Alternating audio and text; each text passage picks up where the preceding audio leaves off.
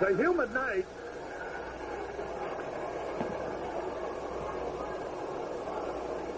Give well wishes to Desi Rodriguez at Ingalls Hospital in Harvey, Illinois. Harry, Oakland at Texas. Texas leading 4-1 in the third inning. A real fight broke out when Umbarger decked Hara. Hara went out and decked him. And they were both throwing at a ball game, I guess, so it's a little bit hot all over the country right now in baseball. These are the days.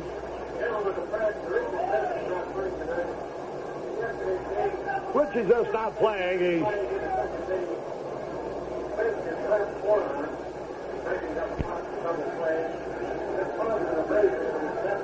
He has an abrasion on his left forearm and is out of the ball game. I would imagine, too, that they might figure a day of rest could help him a little bit, too. I think you're right, Harry. And Stillman, a pretty good hitter. You get him in there, he can get hot for a couple of days for you. Stillman's playing right field. Tonight is straight A night at Comiskey Park. There's a program which rewards the Chicagoland school children for their achievement in school. Interlake Incorporated, in conjunction with the Chicago Tribune and the Chicago White Sox, has sponsored this program for the past 3 years. In the past year alone, over 100,000 kids attended White Sox games through this program. Tell you this, the job that Interlake does supporting the Chicago White Sox baseball team is one I'd like to see other corporations think about doing. First pitch of the ball game is in there for a strike call. 1 strike to nothing. And this is Julio Cruz hitting .311. He can really scoot, this fella. Count evened up, a ball and a strike. To pitch a curveball in there, a strike call. 2 strikes on the ball. Dana Viviano celebrating his 21st birthday tonight. Here's a half swing. He fouled it back. Mr. and Mrs. Irish Bob Murphy from Cherry Valley, Illinois are here. And Doug Merlo is celebrating his 14th birthday. 2 balls, 2 strikes. Here's the pitch to Cruz. A little bit outside, ball 3. Cruz, a switch hitter. Cruz has hit a home run, Harry. I wouldn't believe that. He just tries to hit the ball. Here's a little pop foul over to the stands, out of play. Maybe he hit it inside the park. He's fast enough to. That's right. He's 5'9".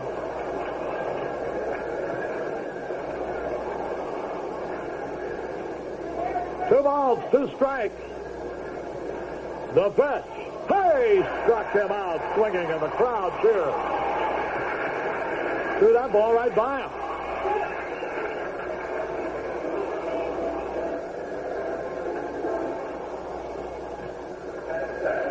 I wondered where you went. I'll get the little one out tonight. Well, the big one's right behind me. I'll catch you. 1 out, nobody on, and here's Juan Bernhardt, the third baseman. Foul tips the first pitch. Larry Whitman from Kankakee.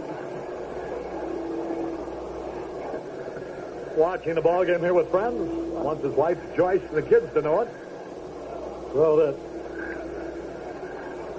he'll get a friendly greeting when he gets home. 1 ball, 1 strike. The pitch, here it is. Slider outside. Marty Springstead behind the plate.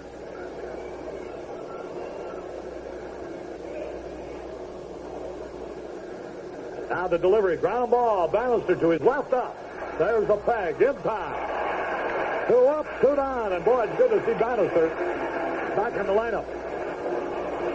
Pudgy, the well-known comedian who's played at so many places in the Rush Street area, has her mother, sister, and nephew all here pulling for the White Sox tonight. 2 men around here is Dan Meyer, as he used to be with the Tigers. 14 homers, 57 runs batted in. Here's a pitch by Barrios. Letta pitches low, ball 1. The Benson family from Fullerton, California here tonight.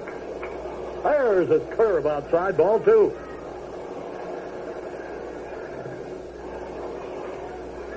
Two balls, no strikes. The pitch. High pop foul, out of play. Well, Michael, happy 8th birthday to you. I wish I could pronounce your last name. It's Michael Reisizen, I guess. Reisizen. A lot of R's, a lot of Y's, and a lot of Z's. There's the pitch outside. 3 balls. And the strike. 2 men are out. Nobody on base. The pitch. Base hit up the middle. Meyer singles to center.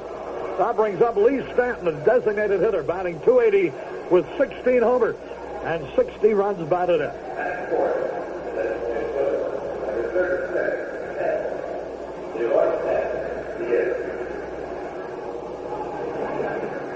Myers is set to go. He's stolen 8 bases and been thrown out 7 times, so they're going to have to hold him on.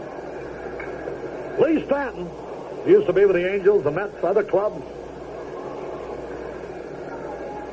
Right-hand batter, good power. Barrios' pitch. Swings, and he misses, and he had a good cut. The police from the 9th District are here in the group tonight. 2 men are out. Now the signal given. The stretch. The pitch. Curved a little bit inside. You know, Jimmy, that Fries just said, I don't know where Umbarger. It's Vida Blue pitching up there for Oakland. Now the pitch. High fly ball center field. Going to be caught. Lemon waiting for it. He takes it to retire the side. No run. 1 hit, no errors. 1 left. Maybe Vida Blue was knocked out and Umbarger relieved, huh? I don't know, but I was talking to the switchboard back in Texas trying to get some information because we're going in there, and they said that he and Umbarger went at it, so that's all I know. Yeah. All right, we go to the bottom of the first. No score. Here's Tom T. Hall for Chevy Trucks. There are more Chevy trucks around, more than any other kind. And when it comes to driving trucks, those Chevy trucks don't mind. Take a look. You'll see more Chevy trucks on the road today than any other kind. Look again. You'll see a lot of different models, too, like Chevy pickup. There's Chevy's versatile half-ton Love for starters. Half-ton, 3/4 ton, and 1-ton conventional pickups, too. Fleet side, step side, and crew cab models to choose from. Chevy pickups are not only built to stay tough, they're built to offer you the right model to fit your tough job. Visit your Chevy dealer now for the pick of the pickups. Take a look and take a tough truck test drive. Over the hills or under the hood, or in miles of open spaces. Chevy trucks, built up in the right places.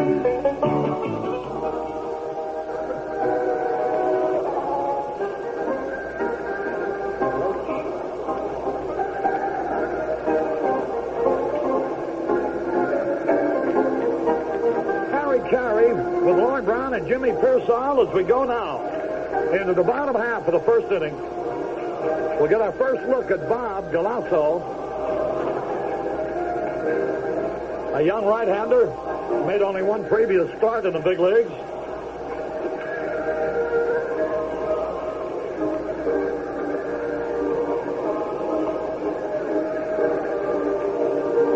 He's a 6-footer, 200-pounder. He's 25 years old. He was drafted from the Baltimore organization. Went to school at Robert Morris College. Was a long ball hitting first baseman and outfielder in American Legion baseball. He and Bob Baylor grew up together and played on the same American Legion team and progressed through the Baltimore Orioles farm system together. Baylor now is with Toronto. Last year, Galasso won 13, lost 5 for Rochester. He's been pitching in the minor leagues since 1970. And last year was his best season. The big payoff inning will be in the second inning tonight. Here's Ralph Garr to lead it off. First pitch in there, a strike call. Galasso. Galasso. Galasso. 1 strike and nothing. The pitch on the way. High fastball, evens it up. Says he's 6 feet tall, Harry, but he looks an awful lot more like 6'3" the way his ball moves. He's big and broad-shouldered. right-hander. The 1-1 pitch, here it is. Line foul outside third into the stand. The big payoff inning will be in the second inning tonight. 2 strikes and a ball. Nobody on, nobody out. Bottom of the first, no score. The Sox supporters started up. The pitch. High inside, ball 2. 2 balls. 2-2.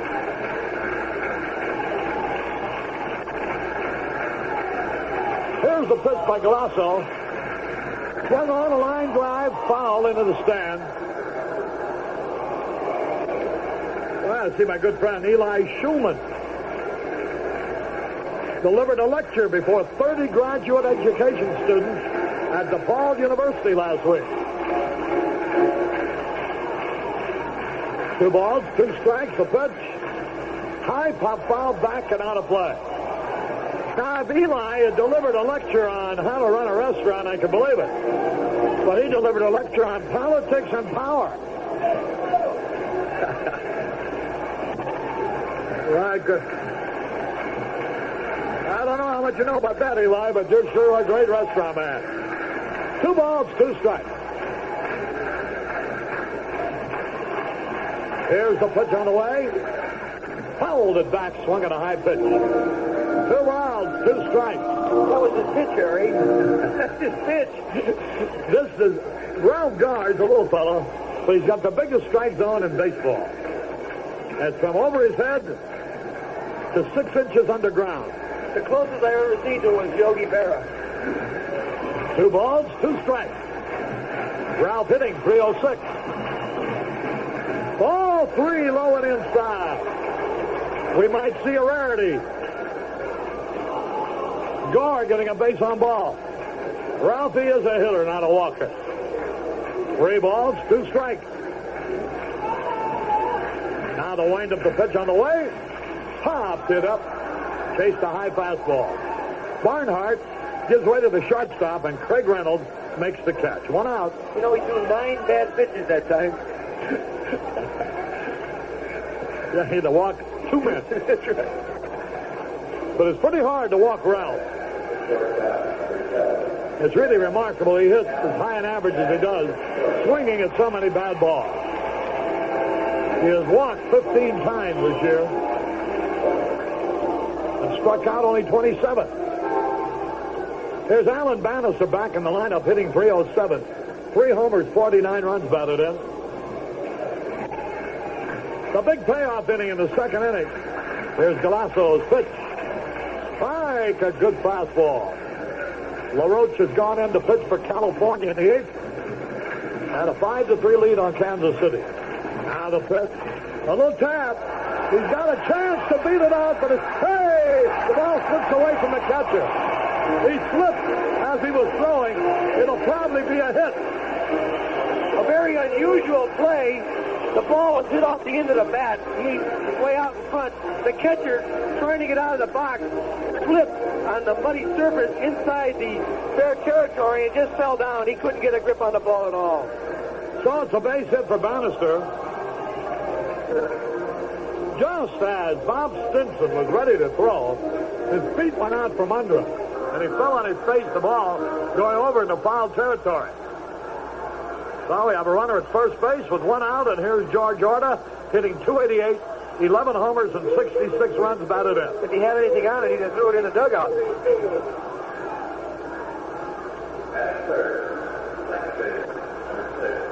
Coming aboard, they wish a happy anniversary to Lou and Viv Baranowski.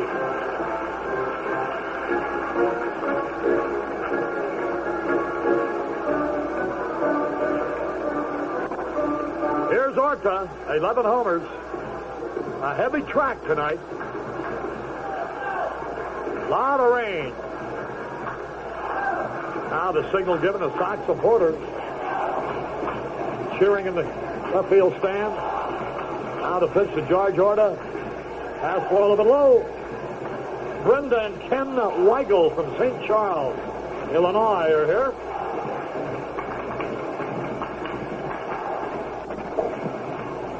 1 ball, no strikes. Now the stretch. Galasso steps off the rubber. Werner Osterman and his son Frank, 8 years old. They're here from Frankfurt, Germany, watching the game tonight.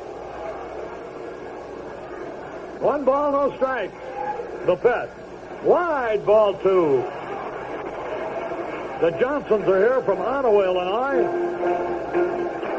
trying to get a winning streak started. He's starting to aim the ball a little bit. He wants to pitch him on the outside part of the plate. George Lavin hit one up the roof.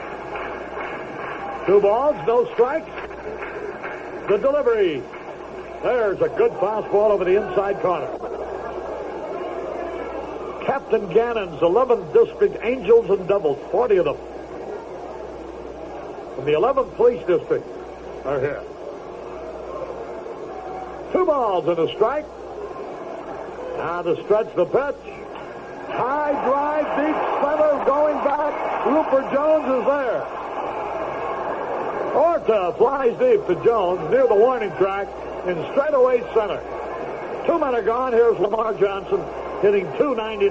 There's no roof out there, Harry. The roof is in right field. He really hit that ball.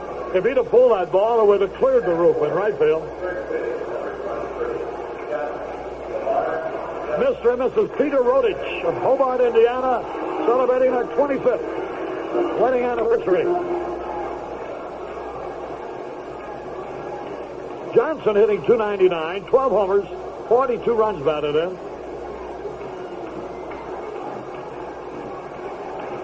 Galasso kicks the mud out of his spikes. Now the stretch. The pitch. Swings at a breaking ball, and he missed it. Gang is here from Bill and Chuck and Gary and crowd from Hegwish.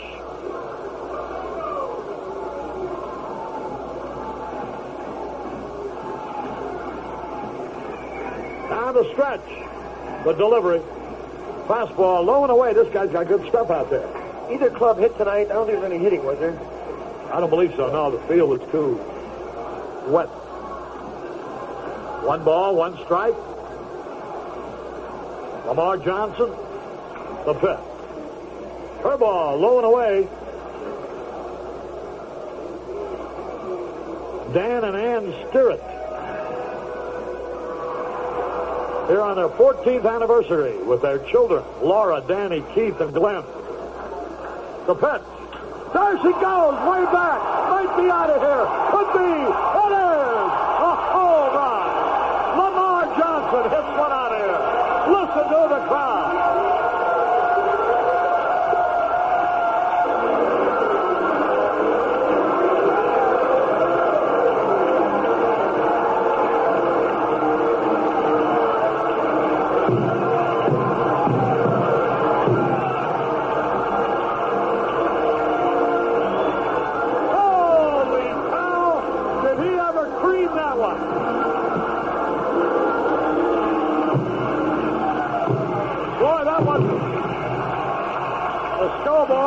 Has exploded, and the crowd still applauding, giving Lamar Johnson a standing ovation. They want to have him come out. They scored 2-0 in favor of the White Sox. The fans will not stop applauding. Right there, he tips his cap. There's the pitch swung on. Fouled out of play by Gamble. Lamar Johnson's 13th homer, his 44th run batted in, and the White Sox lead 2-0.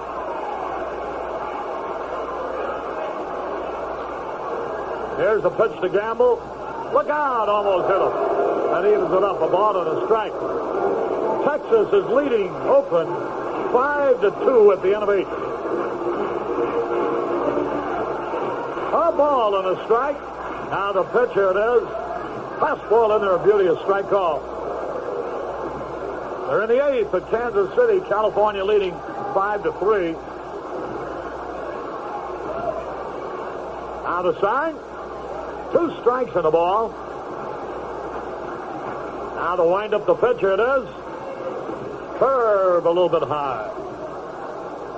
That evens the count at 2-2. Lamar Johnson hit a screaming line drive that almost went into the upper deck.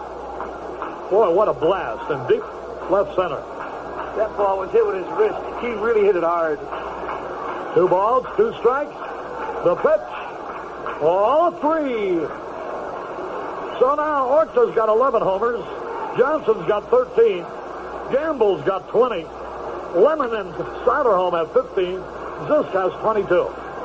3-2 pitch. Here it is. Hey! Changed speeds and struck him out.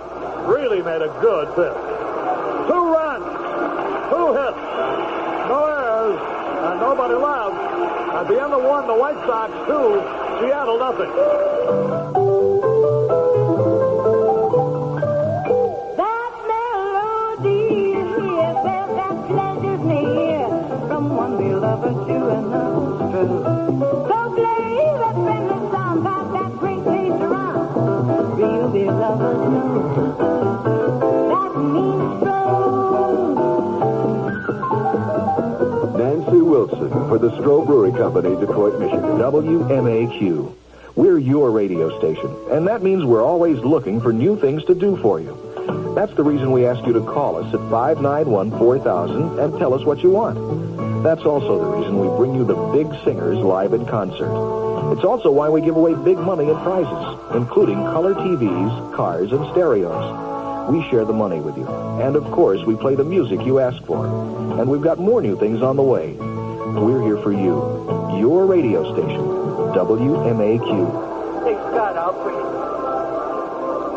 Carry with Jimmy Pearsall and Lon Brown as we go down to the top of the second inning. Remember, in the bottom half of this inning, the big payoff.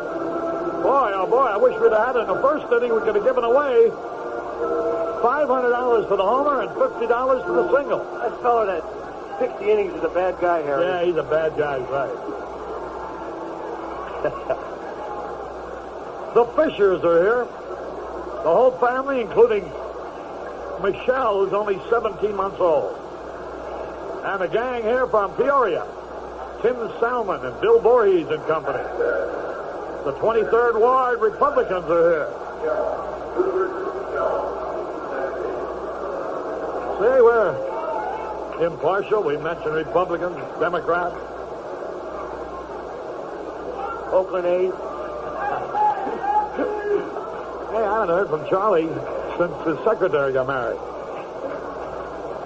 Here we go now, and Ruppert Jones is going to lead it off.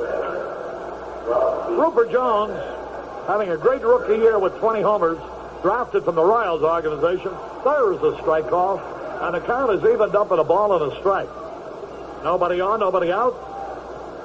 Now the delivery, here it is. Good fastball on the outside corner at the knee. 2 strikes and the ball. Straight A student night. Thank you, Harry. 2 strikes to the ball. Now the wind up the pitch. Half swing and he bounces it foul. Remember the big payoff inning coming up in the White Sox half of the second. 2-0 in favor of the White Sox. The pitch. High pop foul over to the stand. Soderholm chasing it. Look out. In the stands, out of play. Very tough footing on the track tonight. You got to be very careful, especially with his legs.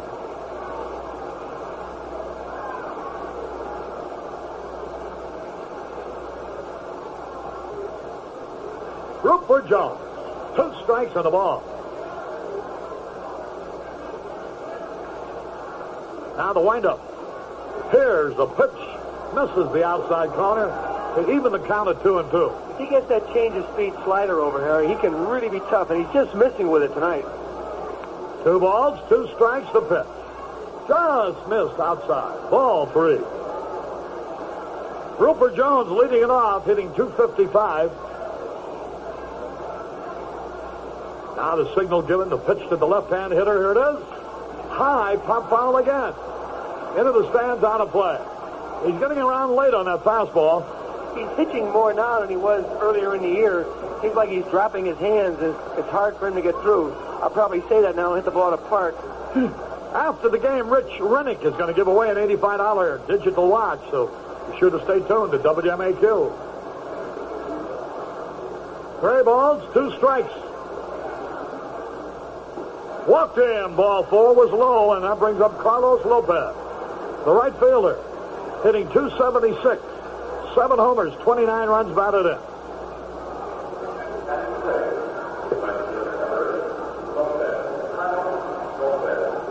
Barrios trying for his 12th victory of the year. Steve Stone tomorrow night.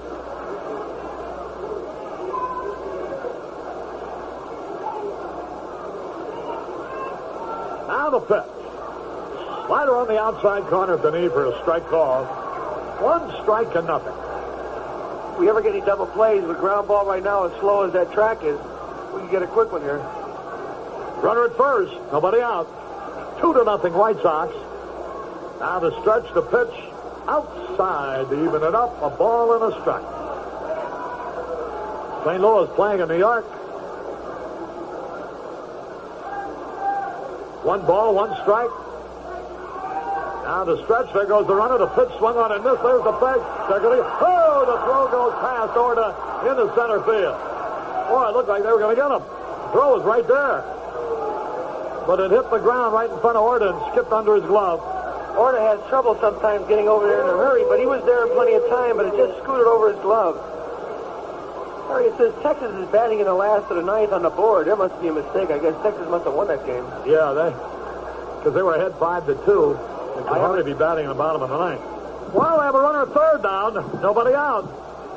Ruppert Jones walked, stole second, went to third on Essian's wild throw. Now the pitch. Swung, and he struck him out. The second strikeout for Barrios. Here's Steve Braun. Left-hand hitter. Used to be with the Twins. Hitting .228. 3 homers, 26 runs batted in.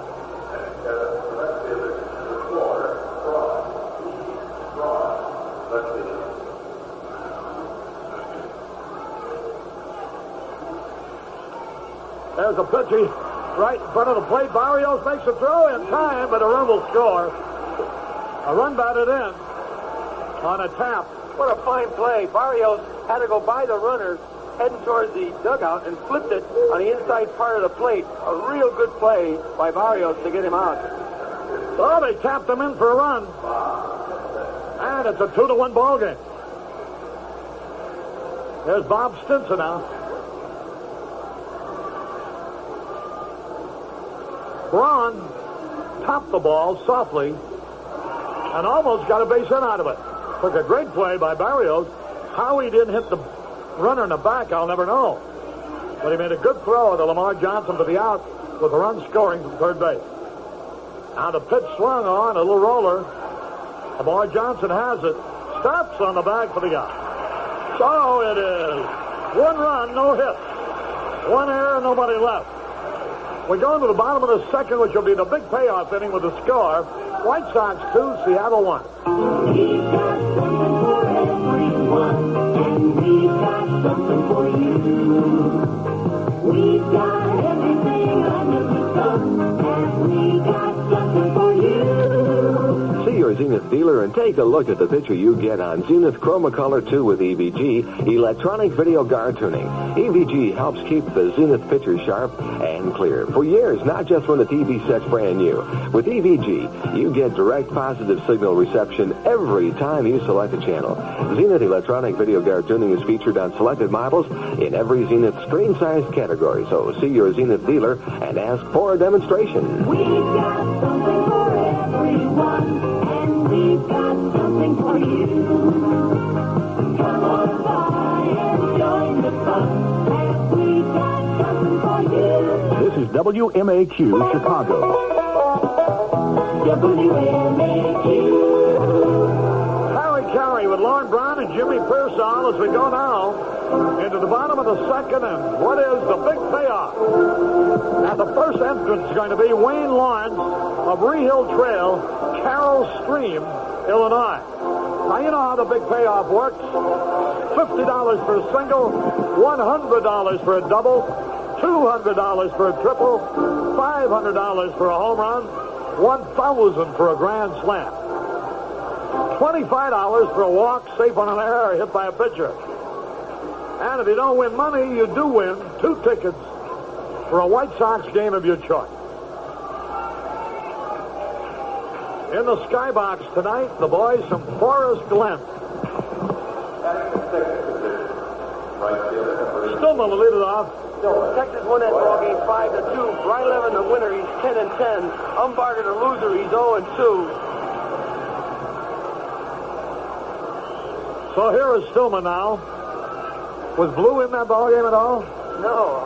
Well, they still got his number up on the board, 14. For the next game. Here's the pitch to Stillman. And it's a fastball, low and outside. 1 ball, no strikes. Stillman hitting .207 with 2 homers. 11 runs batted in. Now the pitch. Wide, ball 2. Wayne Lawrence, I'm sure, is listening. Carefully now, you might win a lot of money here with Stillman the batter. Now the pitch, here it is. Strike on the outside corner at the knee. 2 balls and a strike. California leading Kansas City 5-3 in the 8th. Now the sign, the pitch. Here it is. High fly ball. That's going to be an easy out. Left fielder coming in, Braun. He's there, and he has it. Oakland's come up with another new name. TABB. Hit number 1. First homer of the year. Yeah. All right. Wayne Lawrence will get 2 tickets for a White Sox game of his choice. That brings up Chet Lemon, and the entrant is Jennifer Moore. South Racine, Chicago. Lemon with 15 homers, 46 RBIs. See what he can do for Jennifer Moore. Now the pitch. Swings, and he fouled it back for a strike. 1 strike and nothing.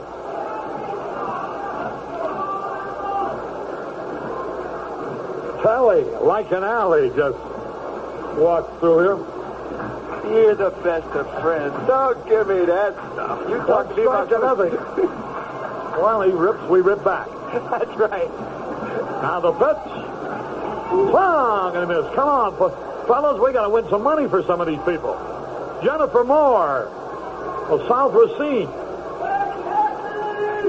Hoping for a big payoff. 2 strikes or nothing. The pitch. Just missed. Boy, this Galasso throws hard. Big, broad-shouldered right-hander. 2 strikes in the ball. Now the pitch on the way. Here it is. Tapped it foul. 2 strikes in the ball. Lemon hitting .279. 15 homers, 46 RBIs. Eric Soderholm back in the lineup will be next.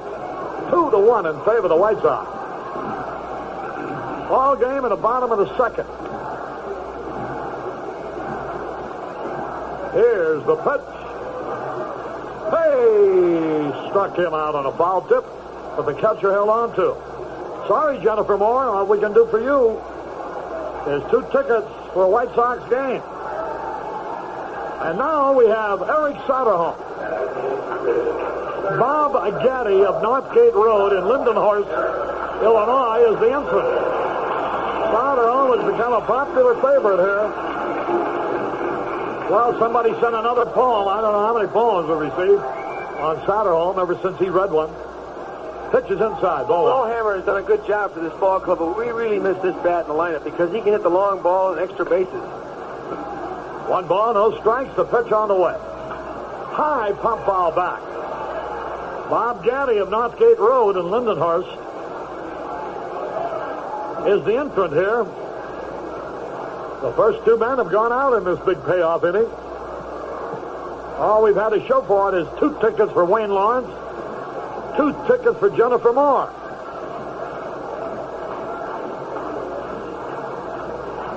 A ball and a strike. The pitch.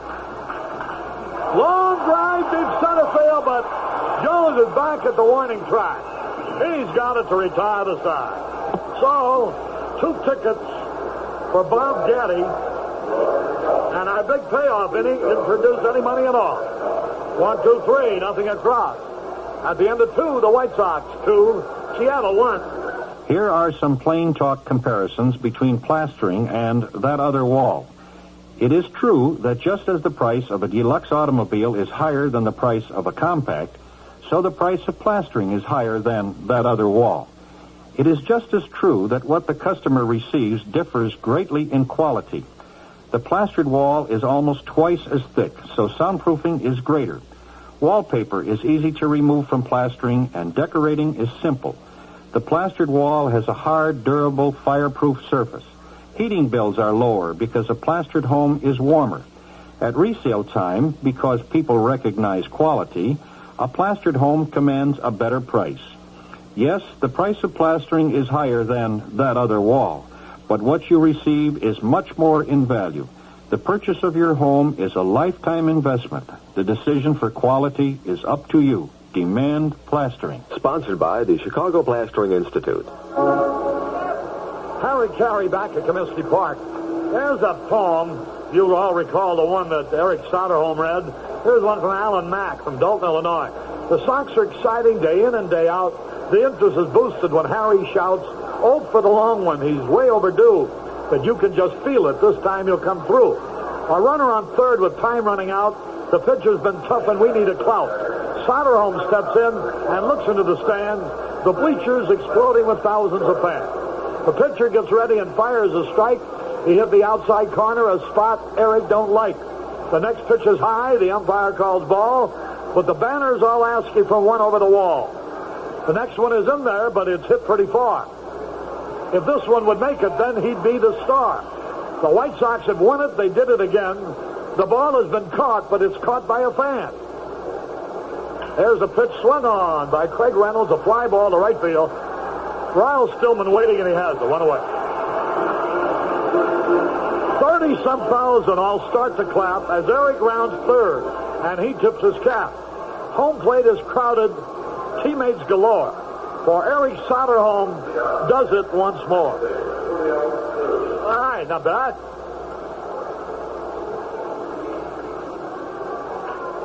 Here now is Cruz. A high fly ball on the first pitch, easy out. Stillman is there. Julio Cruz on the first pitch pops out. Mercer just hit a home run in the second.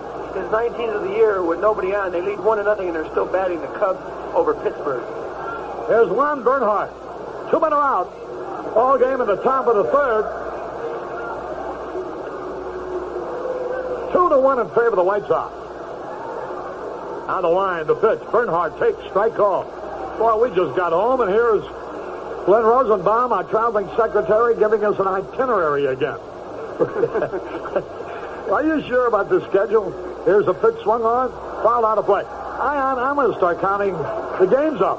I think they must have booked 162 on the road for the White Sox this year. We just got back last night. Here's the pitch outside. We have to leave Friday for Texas. We need to get started again. All the money we lost last night. You didn't have any martinis. That 2 means strikes in the ball. 2 men are out. Here's the pitch swung on. Ground ball. Soderholm has it. The peg.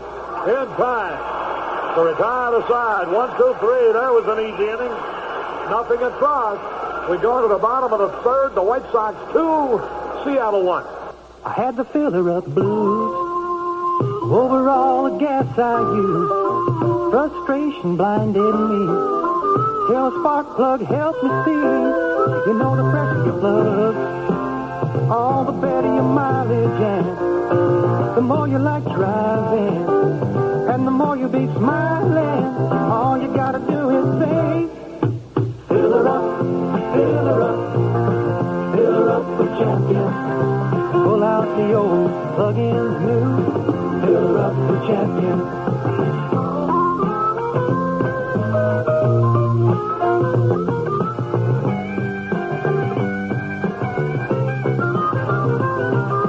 Fill her up, fill her up, fill her up with champion. Pull out the old, plug in the new, fill her up with champion. I say, fill her up with champion. You got fill her up with champion.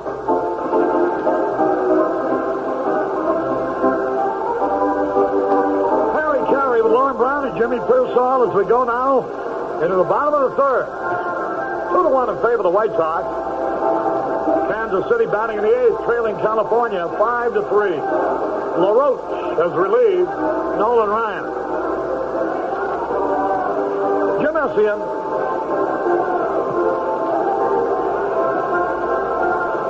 The White Sox have a lot of games left with California. A 5-game series here in September, or rather there in September.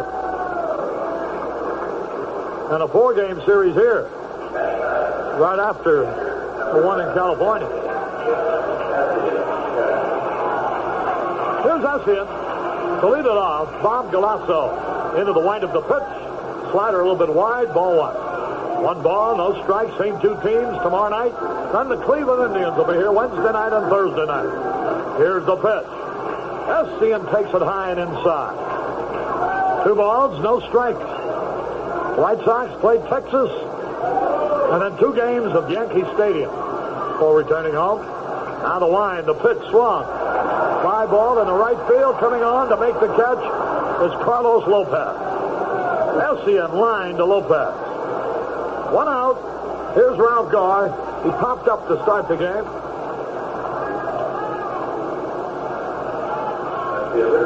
One away.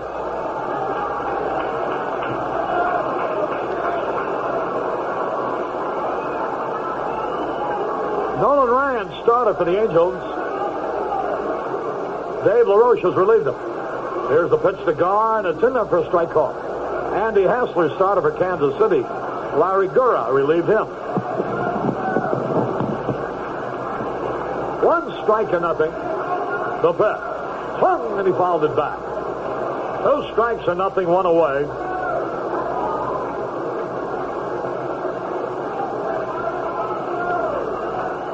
Left-hand hitter waits.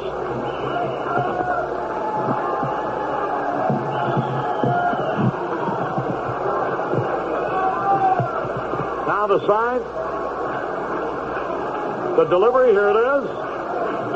A little tap. That's going to be an easy play. The pitcher has it, flips underhanded for the out. 2 up, 2 down. Lamar Johnson hit a homer with a man on, and that's the ball game so far. They scored a run without a hit. A walk, a stolen base, a wild throw, and an infield out.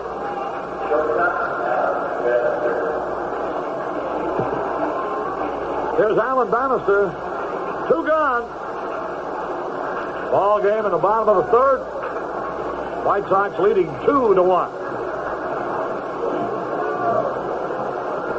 Now the pitch is in there, a strike call. The White Sox pitchers have allowed 521 runs, of which 458 have been earned. That's not bad. There's a pitch. That's going to be easy. The shortstop's got it. Boy, what a slow infield. Over the first of the out. That field is so wet. The ball hardly moves when it hits the ground. 1, 2, 3, nothing across. At the end of 3, the White Sox 2, Seattle 1. That melody you hear says that pleasure's near. From one dear lover to another strolls. So play that friendly sound. Pass that great taste around. Real dear lovers know. That means Stroh's. The Stroh Brewery Company, Detroit, Michigan. It's The Sound of Music, starring Shirley Jones. Coming to the Erie Crown Theater, McCormick Place for 2 weeks only, August 23rd through September 4th. You'll hear such favorite songs as Do Re Mi and Climb Every Mountain, which have delighted audiences everywhere. Tickets for The Sound of Music are available at the box office and all Ticketron outlets, Sears and Ward stores. For Master Charge and Visa telephone reservations, call 791-6000. That's 791-6000. Harry Carey back at Comiskey Park. We're going into the top of the 4th. The White Sox and Lamar Johnson homer are out in front, 2-1. But boy, this Bob Galasso has proven to be a tough cookie. And we got to hold him. Now moving in to tell you all about it, here's Lauren Brown. All right, Harry. 2-1 ball game, as you mentioned, and leading it off, Danny Meyer, who singled his first time up. That's been the lone hit off of Barrios, and the first pitch is a strike. 2-run homer by Lamar Johnson in the first for the White Sox, and then the Mariners got a run on a leadoff walk, a sacrifice, a stolen base rather. Here's a swing and a ground ball to second. Orta has it, and he throws him out easily. And there's one out in the fourth inning. A stolen base, and when the throw by the catcher went into the outfield, Jones went to third. After Lopez struck out, Steve Braun sacrificed the runner home. And it's been a 2-1 ball game ever since. Texas defeated Oakland 5-2 in the first game of the doubleheader. The nightcap, Doc Medich going against Roger Moret. Here's the first pitch to Stanton, low of ball. He flied out to center. So the Rangers now have won 9 of their last 11 and 24 of their last 30 ball games. Here's the pitch, and it's a called strike. Kansas City will go in there to take on the Rangers on Wednesday and Thursday. Then the White Sox there Friday, Saturday, and Sunday. A ball and a strike. Right-hander delivers, a swing and a miss. The ticker had a home run by Mercer with nobody on in the top of the second for the Cubs. The Pittsburghers come back and got 3, but they haven't put it up on the board, so I guess the score is 3-1. It isn't even on the It is 3-1. They don't have it on the scoreboard. They're wrong, because the Cubs do have a run. 3-1 in the bottom of the second. Hey, Jimmy, we've been talking about the no-hitters the last couple of weeks, and a fellow by the name of Jim Duffy from Glendale Heights, Illinois, sent a postcard. He said regarding, here's a swing and a pop-up coming back. I'd like to catch one when he's out of the booth with the net. He said in Forbes Field in Pittsburgh from 1909 to 1970, there was not a single no-hitter pitched in that ballpark.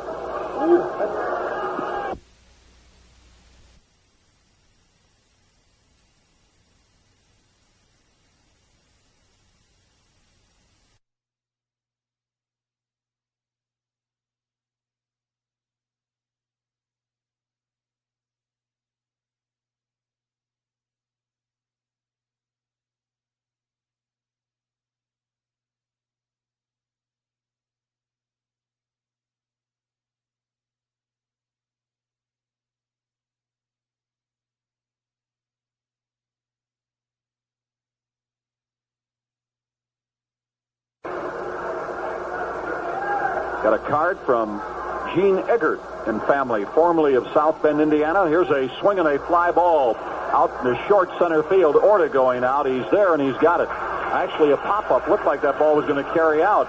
I've been sitting over in our normal booth, Jimmy, and really been tough for me judging the balls where they're going. Have you had the same problem tonight? Yes, I thought the ball Soderholm was going to go back to the further in the track when he hit the center field, but the air is heavy tonight.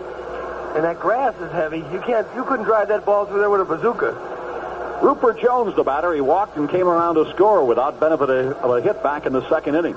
Here's the first pitch to him, and it's a called strike in the outside corner. So that card from Gene Eggert, E-G-G-E-R-T, formerly of South Bend, now listening to the broadcast on WMAQ from Roxborough, North Carolina. Pitch inside, a ball, 1-1. Karen Mazik and Jerry Kubiak, in fact. Good. White Sox get back on the winning trail. Right-hander ready. Here's the pitch, a swing and a miss. Strike 2.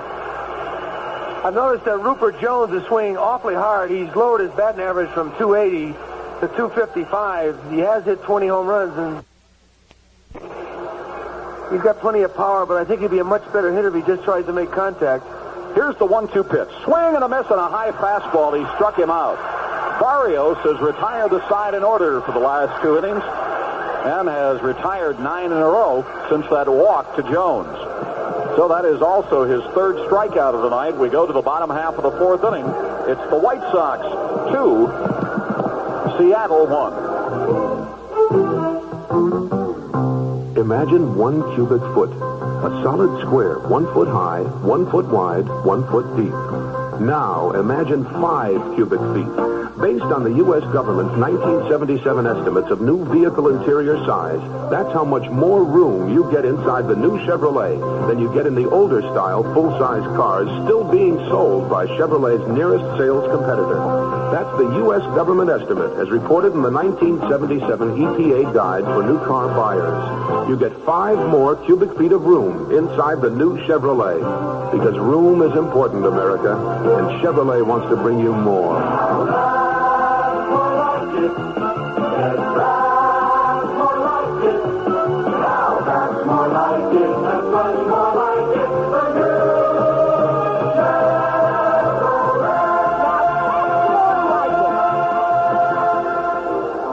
Warren Brown and Jimmy Pearsall, along with Harry Carey, back at the ballpark as we go to the bottom of the 4th inning.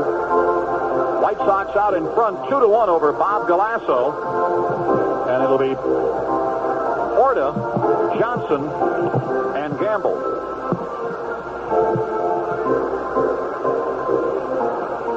They're in the bottom of the 8th at Kansas City, the first game of the doubleheader. California 5, Kansas City 3. Seems like they've been out forever, Jimmy. I can't find Kansas City. I haven't had one on this tape. It's ticking away, but all that comes up is Seattle and Chicago. Well, tomorrow night out here, it'll be Steve Stone going against Gary Wheelock. Then Cleveland coming to town. Looks like they'll throw Garland and Eckersley against Wilbur Wood and Ken Kravik. Orta flied out to center his first time up. The outfield plays him around to the right. Here's the pitch. Here's a swing and a miss. The left fielder plays him towards the right side, the center fielder, but the right fielder gives him the line. He plays back and almost straight away, Jimmy. They bunch him towards the middle. They give him the lines on both sides. Ruppert Jones is a little bit close, too. If he hits that shot, he can hit left or right center. He'll never catch it. The wind's going from the left field foul line to right field tonight, and the pitches are called strike 2. It appears that 3-game series in Texas, the White Sox will see Alexander, Ellis, and Blyleven, who they knocked out all 3 last week. Here's a swing and a foul coming down the left side, out of play. Looks like Barrios, Stone, and Wood will pitch in that series as the White Sox have, for the moment, dropped their ideas on a 5-man rotation and gone to a 4-man rotation. Bob Galasso with Baltimore a year ago at Rochester. Here's the pitch. Here's a swing and a smash to the second baseman. Orta lines out. And since that 2-run homer by Lamar Johnson, this youngster now is retired 8 in a row as Lamar steps in. Lamar really waylaid that ball. I thought it was going to get into the upper deck, but it went deep into the seats in left center field.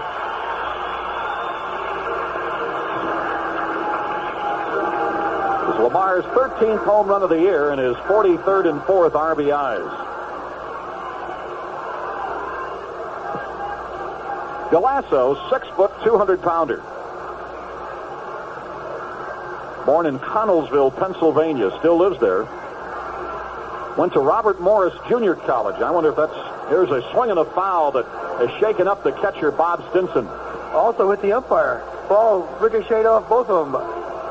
Everybody coming out to take a look at him. The Seattle trainer and manager, Darrell Johnson, and Galasso. So we have a little delay here for the injury. California out in front of Kansas City, 5-3 in the bottom of the 8th. Jimmy's got the score in both games. Jimmy, that's game 1 and game 2. Well, I hope it'll wind up 5-3 in both. Oakland got beat by Texas 5-2 in the first game of a doubleheader. Second game just underway. Moret going against Doc Medich. Cleveland's at Baltimore tonight. Detroit's beating Milwaukee 5-0 in the bottom of the 4th, and the fans give Stinson a hand as he gets to his feet here. Cubs trailing the Pirates 3-1. St. Louis and New York deadlock 1-1 in the bottom of the 6th at New York. The Yankees are getting waylaid by their AAA club, Syracuse, 10-5 at the end of 6 innings of play. Montreal over San Diego, 5-0 in the bottom of the 6th. Cincinnati at Los Angeles, that's the first game of a doubleheader.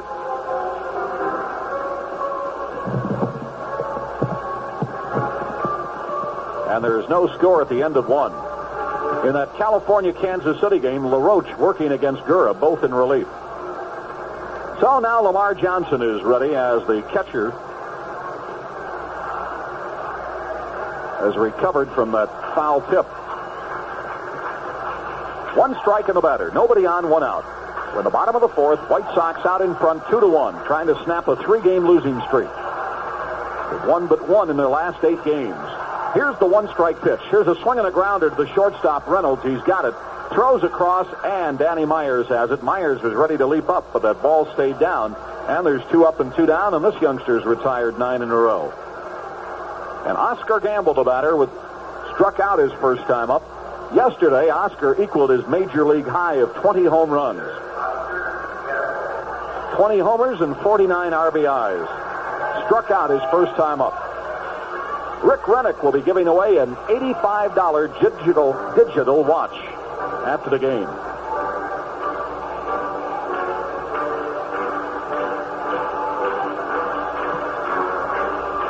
So there's nobody on and 2 out. You mentioned in Galasso, went to Robert Morris Junior College. I wonder if that's the Robert Morris College downstate. Here's the pitch, a swing and a foul comes back. Hey, Lorne. Yes. It's not up here on the board, but the Kansas City game has ended, and California beat Kansas City 6-4 in the first game of a doubleheader. All right. And there is a game between Cleveland and Baltimore underway, even though it's not indicated that they're playing here on our board. Well, they heard you on the board because they just put it on. There's a swing and a foul. If they're having problems out there, I wish they'd let us know because we could relay it right along and keep these fans here in the ballpark informed at the same time.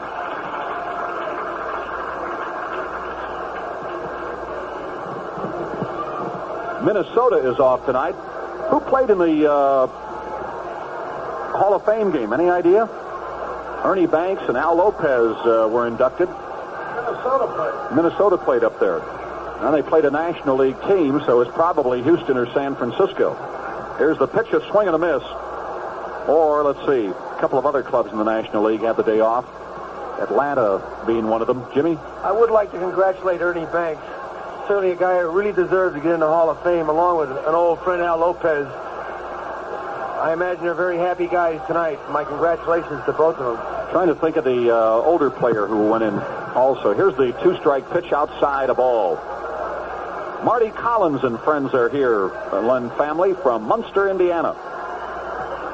And a group of 50 in section 50, box 12, Ron and Corky from Ottawa, Illinois. And a swing and a miss. He struck him out.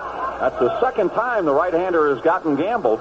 And for 3 consecutive innings now, he's retired the side in order, as well as Gamble for the final out in the first. So he has knocked down 10 straight hitters. And don't take that literally. He just got them out. So we're at the end of 4. White Sox 2, Seattle 1. True Value Hardware stores think there should be 60 feet in every yard, so they're offering the True Test 60-foot vinyl garden hose for your yard for just $6.99. It's 60 feet long to make it easier to water your lawn, your shrubs, your garden, or even wash your car. And it's nylon reinforced for strength. It stays flexible in all temperatures, and its solid brass couplings won't rust. Get the True Test 60-foot nylon reinforced vinyl hose with 5/8 inch diameter for just $6.99. Or choose the True Test 60-foot rubber hose from True Value Hardware stores. It's made of strong Flexoline rubber that coils easily, and it's reinforced for greater burst strength. See the complete selection of True Test garden hoses exclusively at participating True Value Hardware stores. True Value Hardware is more than just a name. It's a way of doing business that beats True Value. Well, that California victory snapped a 5-game winning streak by Kansas City and a 13-game winning streak at Kansas City. And California now has come on of late. They have won 5 straight and 6 of their last 7 ball games.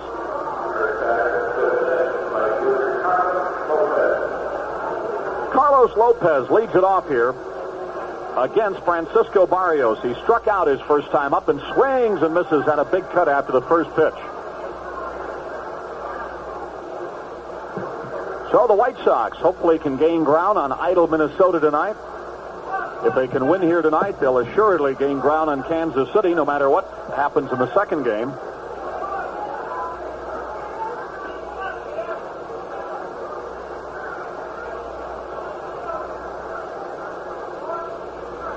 One ball and one strike.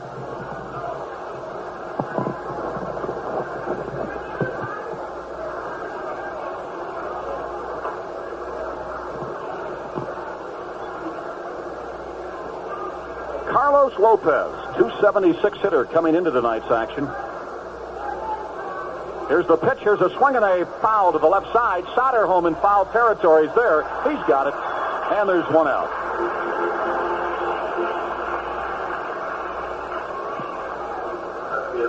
In that first Kansas City game with California, Ryan would be the winner with LaRoche's save and Hassler the loser. The second game probables. The final in that. Chuck Shriver here, former Cub PR man. And Danny, I don't know if you have Harry's mic on, but you might turn it on. We're in a different booth. Chuck, who was the other individual that was inducted into the Hall of Fame today with Al Lopez and Ernie Banks? You would ask me a question I don't remember. I just remember the score of the game. Minnesota, and I appreciate that. We'll find out. I apologize for not knowing. I heard it this afternoon, and not having been around when that gentleman played the game, I couldn't remember his name. Here's a pitch low of ball. But the final score was Minnesota 8 and the Phillies 5. Here's the pitch. Here's a swing and a hopper up the middle. Bannister has it. Throws. He got him. Nice play as the ball stayed low because of the turf. The ball hit a puddle right over the head of Bannister, over Barrios, and it slowed down, and Bannister made a fine play on it. But that infield grass is just completely soaking. You can't hit the ball through there at all. You got to get it in the outfield.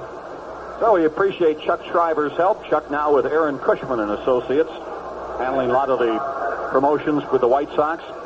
So there's 2 up and 2 down, and Barrios now is retired, let's see, 9, 10, and 11. Galasso is retired 10 in a row, so the combined pitching of these two guys have retired 21 straight batters here tonight.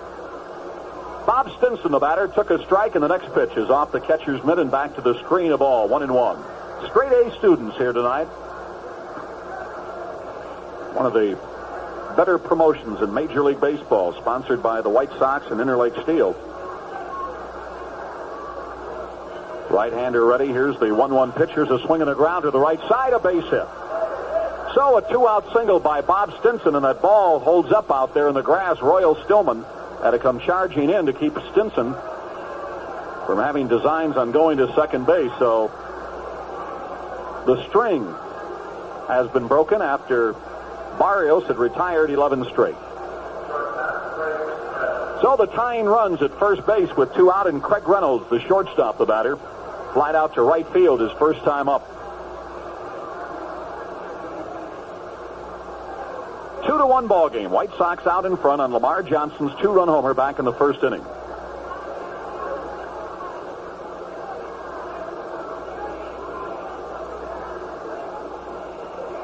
Right-hander ready. Here's the pitch. Here's a swing and a smash foul. Down the first base side.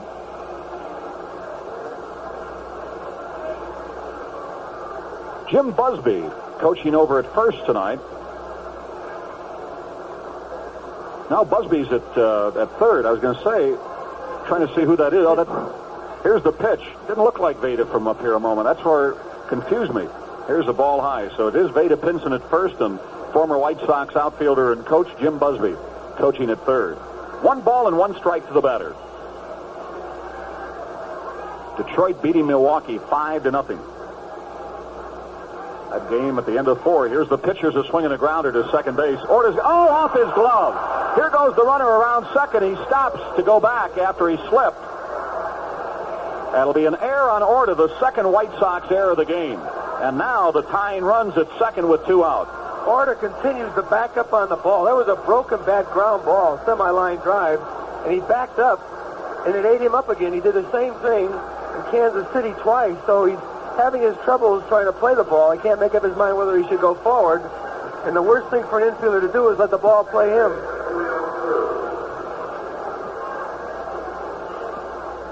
What's that Baltimore score, Jimmy? Here's the pitch, low ball. In that game, Bibby going against Flanagan. Boston and the Yankees are off, even though the Yankees are playing their AAA club. Here's ball 2 outside. Julio Cruz is struck out, and he is flied out to right. Outfield playing him to go the other way. A 2-out single and an error. They've put the tying and leading runs on base here. Here's the 2-0 pitch. Here's a swing and a grounder to second. Orta's got it. Goes to first, and he got him to retire the side. So, in the inning, no runs, 1 hit, what turns out to be a harmless error, and 2 men left on. So, we go to the bottom of the 5th. The White Sox 2, Seattle 1. We've got something for everyone, and we've got something for you. We've got everything under the sun, and we've got something for you. One of the big reasons why a Zenith Chromacolor 2 should be your next color TV is Zenith Space Command 1000 with instant zoom close-up. It's an exclusive Zenith feature that zooms you into the action. Just press the zoom button on the remote control and the zoom picture is 50% larger. You get an instant close-up, and it's available on selected 19, 23, and 25-inch diagonal Zenith Chromacolor 2 models. So stop in at your Zenith dealer for a demonstration and zoom into the action. We've got something for everyone, and we've got something for you. Come on by and join the fun, and we've got something for you.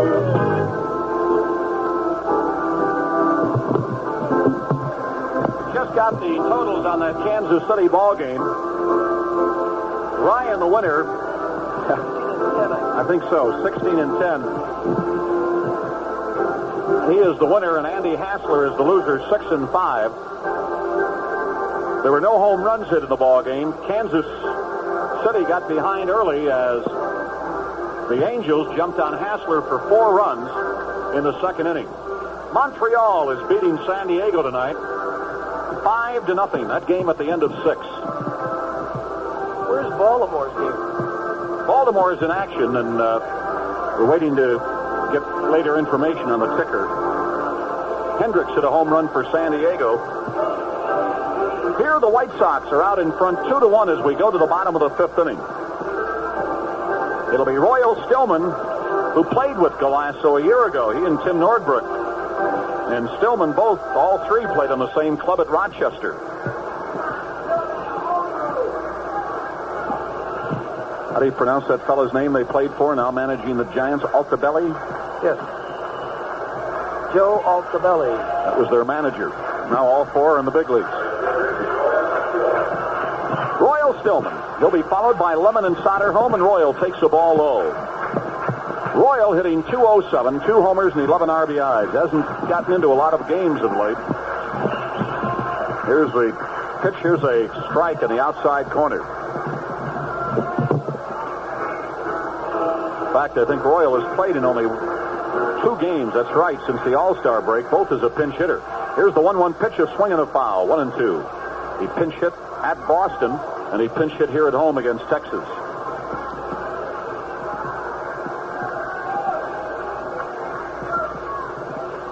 One ball and 2 strikes in the batter. A 2-run homer by Lamar Johnson in the first inning. Got the White Sox on the board. The Mariners got their run without benefit of a hit. A walk, a stolen base, an error, and a sacrifice. Here's the pitch, a swing and a fly ball to left field. Steve Braun is there, moves over to his right, and he has it. And there's 1 out. And now, Mr. Galasso has retired 11 in a row. Barrios had retired 11 straight before a 2-out single in the top half of this inning by Stinson, and then Reynolds got on in an error. That Baltimore-Cleveland game, they are at the end of 2 innings of play at Baltimore, and the Orioles lead 2-0. 2-0 Baltimore at the end of 2. Chet Lemon, the batter. Chet struck out his first time up, had a rough series in Kansas City when he went hitless in all 3 games. Baltimore trying to snap a 3-game losing streak. Right-hander ready. Here's the 1-0 pitch, and it's a fastball for a strike. 1-1.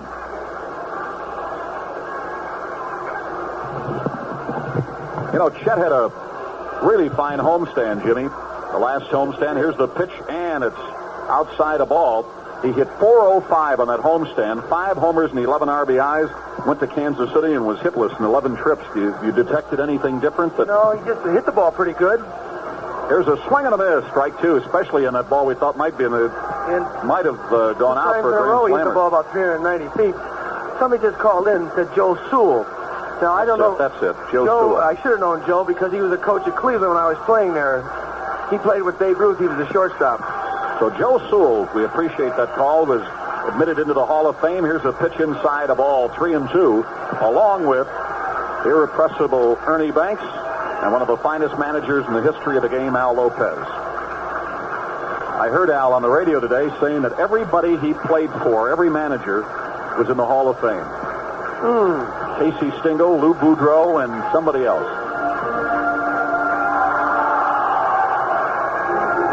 Three balls and 2 strikes. Galasso delivers.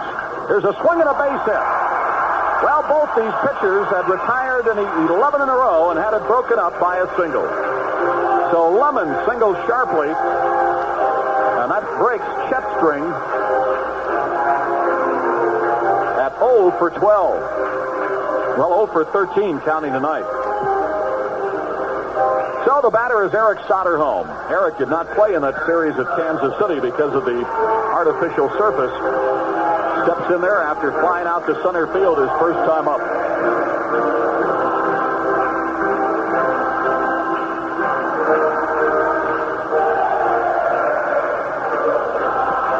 Galasso out of the stretch. Here's the pitch. Inside a ball, almost hit it.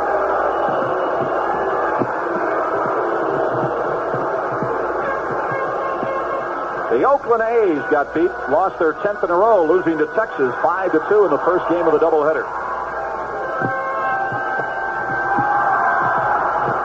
Sox trying to add to their 1-run lead here. Right-hander ready. Here's the pitch. Swing and a foul back to the screen and a good cut. The A's have now lost 18 of their last 21 ball games. I hope they can snap that 10-game losing streak in the nightcap. They are batting now in the first inning. Medich going against Roger Moret. 1 ball and 1 strike. Right-hander ready.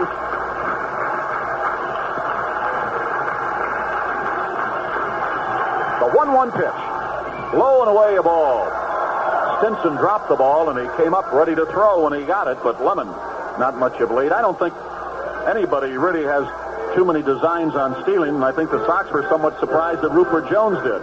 I was myself. I didn't think the footing would be that good. I think they had him if the throw didn't bounce away from him. Nancy Faust getting the crowd singing, "Hey, hey, goodbye." Got some information on that.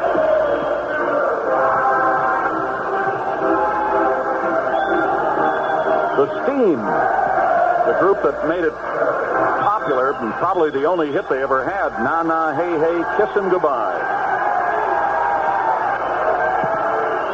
There goes the runner. Here's the pitcher swinging a grounder. Might get through. Second baseman over to his left, got it and throws him out. And that is a case of where the turf hurt the White Sox. With Lemon breaking on the hit and run, Cruz, the second baseman, went to cover second. Soderholm hit it where he had vacated, hit the open spot, but Cruz was able to come back and get the ball and throw him out because of the dampness. Cruz, being 5'9", had a little more advantage over some second basemen, but he's quick.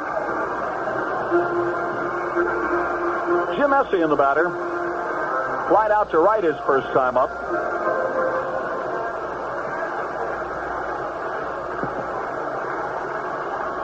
Essian has not been stinging the ball like he was. He's hitting little fly balls to right field. I think he's hit about 2 ground balls in his last 20 times at bat. But that good hard line drive, he was hitting the left and up the middle and the right center. He just doesn't seem to do it. He's feeling for the ball.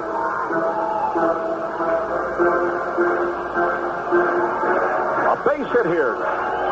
would give the White Sox another run. Outfield plays Essian to pull the ball, and now Galasso steps off the mound. That "Na Na Hey Hey Kiss 'Em Goodbye" was written by G. DiCarlo, G. Froscher, and P. Lecca. Here's a pitch inside a ball.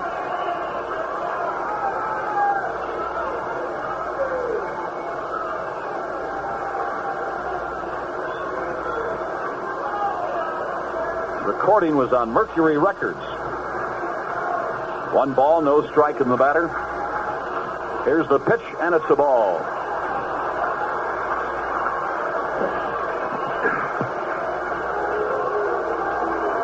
Considering bringing that song out, Jimmy. Right. Essian's got a real big hole between the first baseman and second baseman. If he can just hit it a halfway line drive, the runner will score easily.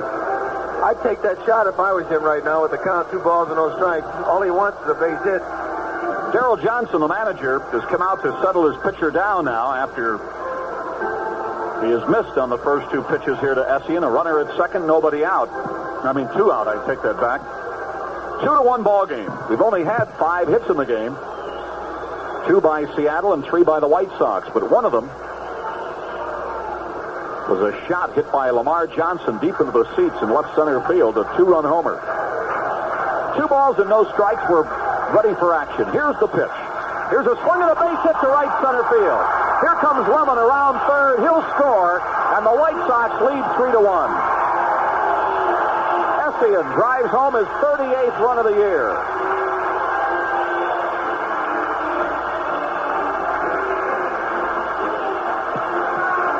Well, it was Essian's error that sent the runner to third where he came in on the sacrifice, but Jimmy comes right back and picks that run up here. That's a big run tonight, I'll say that right now, and he certainly got that base hit when he really needed it. He hit a line shot to right center field. Not trying to pull that ball, he got it in the air instead on the ground, and it helped him. I tell you cannot take this club for granted. They just shocked the Yankees, winning 2 out of 3. So it's a 3-1 ball game now. Ralph Garr, the batter, has popped up to the shortstop and grounded out to the pitcher, looking for his first hit of the night. Swings and misses, strike 1. Lauren, it shows that if we play hit and runs, bunt, push the ball around too, like Texas, we can win ball games. Right there, a big run. Soderholm up, trying to hit behind the runner with the runner going. We get ourselves a run. I like to see that. I think it'll help us more. If he's not going, it's an easy double play, and you're out of the inning. Here's the pitch. High, a ball. Steve Braun, the White Sox scout, brought something up that you and I could talk about maybe in the next inning, and Harry get involved if he'd like. He said he had never seen it in print or heard it on radio or television. Here's the pitch. High, a ball. And he says that he thinks one of George Brett's greatest assets is his brother Ken. He seems to think that Ken has helped him with all the pitchers in the league. I don't know if that's true or not. I just know the kid can hit. He could hit when he was in the minor leagues, too. And his brother wasn't there. But here's a pitch inside. A strike caught the corner. So it's something to throw out and talk about. I wonder if he called him when he was going to the plate against Hamilton and say, hey, you're going to get a breaking ball high. I don't know. Because 2 balls and 2 strikes. Here's the pitch to Ralph. Here's a swing and a shot into right field. It's a foul ball. Just did go foul. I thought for a moment that it might hit the foul pole down there. And if it had, naturally it would have been a home run, but it curved to the right of it, and it's a long strike. You know, it kind of makes you wonder. You watch Ralph, and you think the ball's by him. But boy, he jerks that bat in a hurry, boy. He can jerk it down the line. Amazing. That ball looked like it was by him, and he still ripped it foul. Time is called as Essian, who had gotten around to third, getting some of the mud out of his cleats. I tell you, rainstorms normally don't wake me up, but that one we had in the Chicago area today, boy, that shook me out of bed. That dented my car. And the White Sox turf tonight, not the best because of it. The Botzerts have done a great job getting it in shape to play. Here's the 2-2 pitch. Swing and a miss. He struck him out with a fastball in the inside part of the plate to retire the side. That's the 4th strikeout by Galasso. The White Sox come up with a run here, and Harry, that run looks pretty big because this kid has been awfully tough tonight. Yes, he has, and Barrios is pitching well, too. Say, have you ever noticed beer commercials, how much alike they are? They all seem to talk about the finest ingredients and the master brewing techniques and etc. Me, all I care about is the taste. Maybe it is the unique fire brewing that Stroh's uses. But once you taste Stroh's beer, you know it is unmistakably differently good. That's right. Stroh's beer tastes good. That's how simple it all is. Stroh's, family brewers for more than 200 years. The score at the end of 5, the White Sox 3, Seattle 1.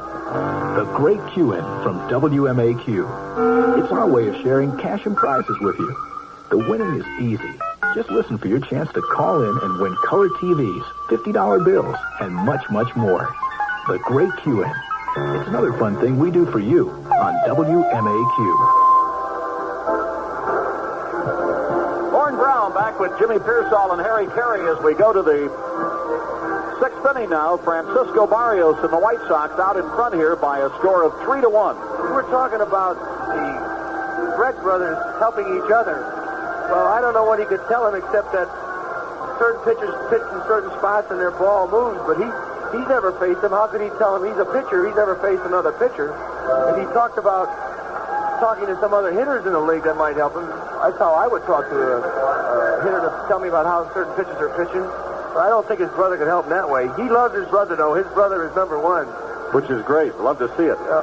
Here's the first pitch to Juan Bernhardt, outside the ball. He has grounded out to short. He has grounded out to third here in 2 appearances.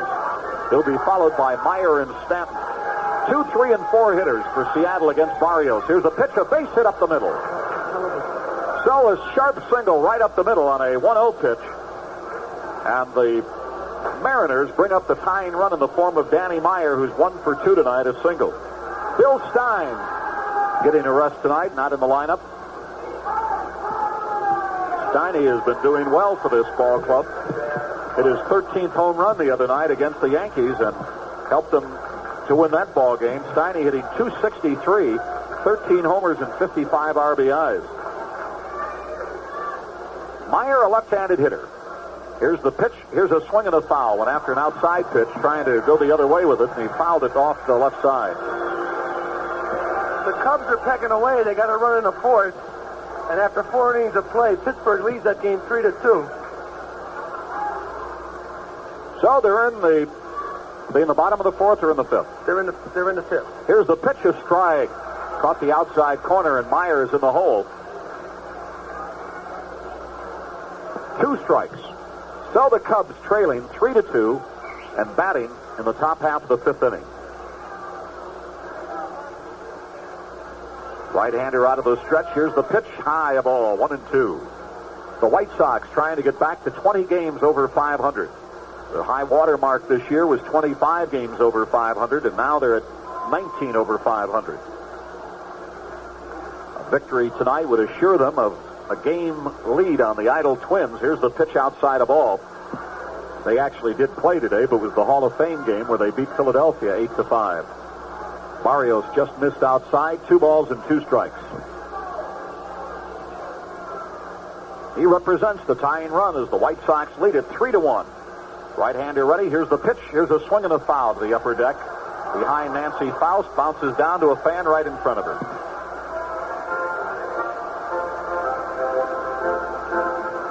White Sox AAA club, Iowa, hosting Evansville, the Tigers AAA club. Silvio Martinez started that game for Iowa. They're at the end of 6. Here's the 2-2 pitch. Here's a swing and a base hit to left center field. Here comes the runner around second. He's going to try for third, and the throw will go into second.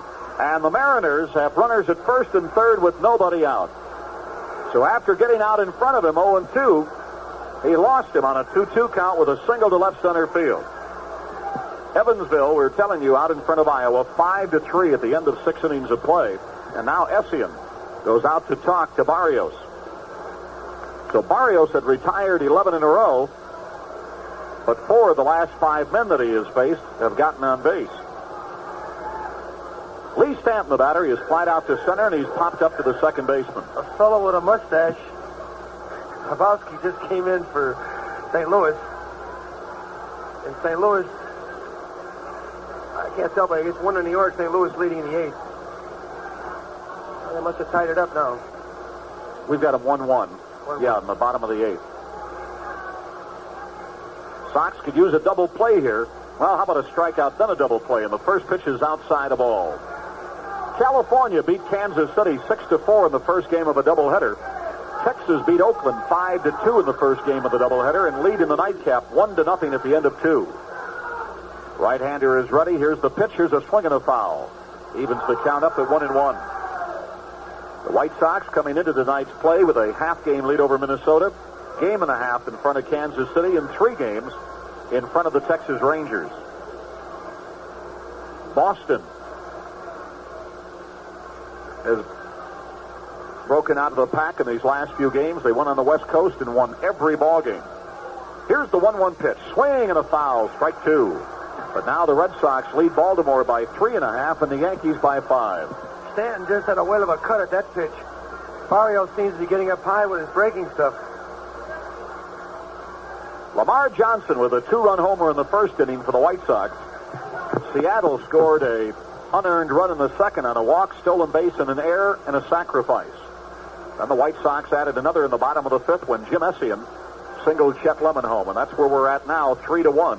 But the tying runs are on base here in the 6th with nobody out. Here's the pitch, a swing and a miss with a fastball. He struck him out. That's his 5th strikeout. Now the Sox could use the double play. But look out, Ruppert Jones, the batter, though he has not hit a ball in fair territory tonight, he is tough. He has walked and scored, and he has struck out. With that slow infield, if he hits into a double play, he'll have to get on the other side of the grass because he can fly.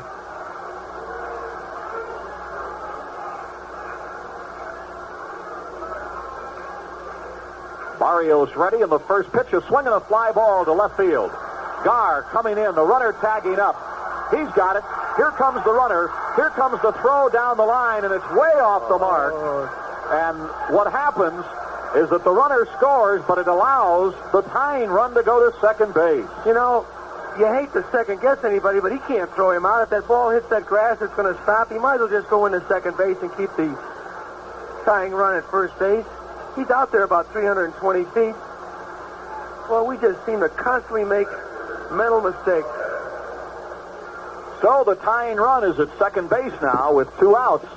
And Carlos Lopez, the batter. I think you made a good point, too, on the fact of the condition of the turf. It's not going to bounce in there and get him. It's got to be a perfect strike, which it was not. Here's the pitch, and it's outside of ball. Marty Springstad umpiring behind home plate. Larry Barnett at first, Jim Evans at second, and Vic Botaggio, the rookie, at third. 3-2 ball game now. The hits have been even up at 4 apiece. Here's the pitch. Here's a swing and a shot into left field, and it drops in for a base hit. Here comes the runner coming around third. Here's the throw, and he is scoring, and it's a tie ball game. On the throw in, the lead run goes to second base. Well, there's the difference on trying to get that man at the plate, letting that tying run go to second, as we just talked about, where the single brought him home. Now he just throws the ball in, and he throws it high in the air, and you can't cut it off to get the guy at second base who's going to go. In both instances, had the throw gone into second base, you would have runners at first and third at the present time in a 3-2 ball game. But as it is, it's tied up with the lead run at second base. And Steve Braun, the batter, that is the 30th RBI of the year by Lopez.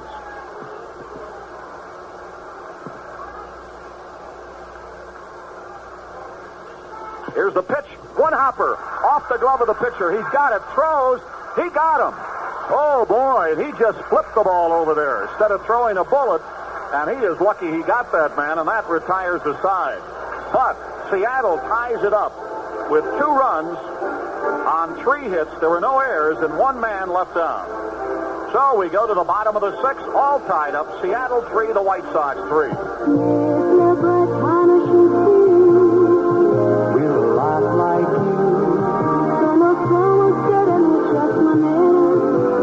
Especially for dog Feel the thrill of Comiskey Park as the White Sox slug their way to the American League pennant. We even love the hot dog. We're a lot like you at Chicago Savings and Loan. That's why we've made White Sox tickets more convenient. Come to any Chicago Savings office and order the best seats available. It's our way of saying, we're with you, Chicago. Yes, Mr. Jacobi, and it helps us hear you. Call 476-7575 for the office nearest you in Darien, Des Plaines on North Avenue and Southwestern. At Chicago Savings and Loan, we're a lot like you. Member FSLIC. This is WMAQ Chicago. WMAQ. Warren Brown and Jimmy Pearsall back with Harry Carey at Comiskey Park. We're in a tie ball game now. Well, the worst that could have happened in that inning would have been a 3-2 ball game. But the runners moving up on the throw-in came around to score the tying run and had the lead run at second base, but Barrios snagged that smash back up the middle. So, all tied up 3-3. It'll be Alan Bannister, Jorge Orta, and Lamar Johnson against Bob Galasso. White Sox have been out hit 5-4. Bannister beat out an infield hit in the first inning, and he scored on Lamar Johnson's 2-run homer. He grounded out back in the third, so he's 1 for 2.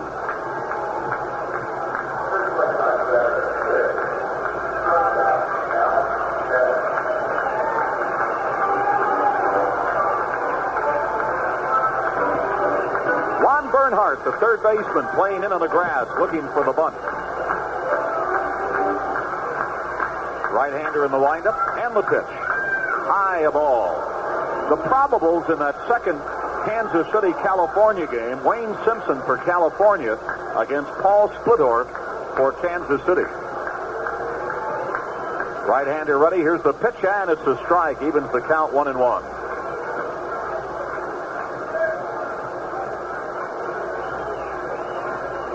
One ball and one strike. Right-hander ready. Here's the pitch. Here's a swing and a foul coming to the upper deck. 1 ball, 2 strikes. The wind out of the southwest tonight, not very strong. In fact, a very muggy night.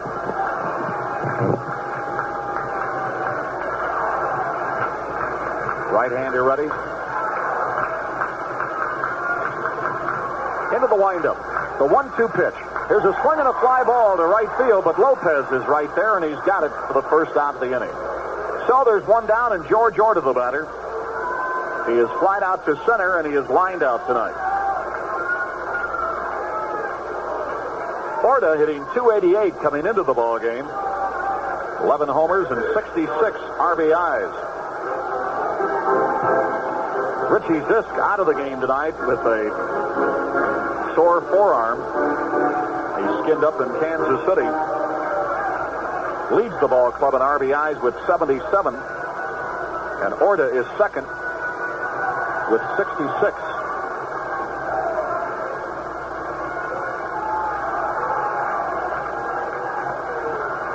Then after that comes Spencer, who's out of the game with that slightly sprained wrist. He has 56. So 2 of the top RBI producers for the White Sox are on the bench tonight. Here's the pitch, and it's low a ball, 1-0.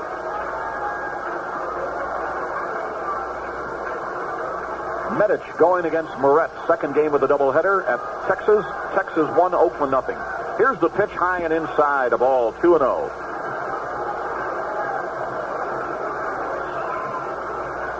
Minnesota will go to Toronto tomorrow. Here's the 2-0 pitch. Here's a swing and a foul. Coming back and out of play and out onto Shields Avenue. Twins will go into Toronto having won 3 in a row and 7 of their last 8 ball games.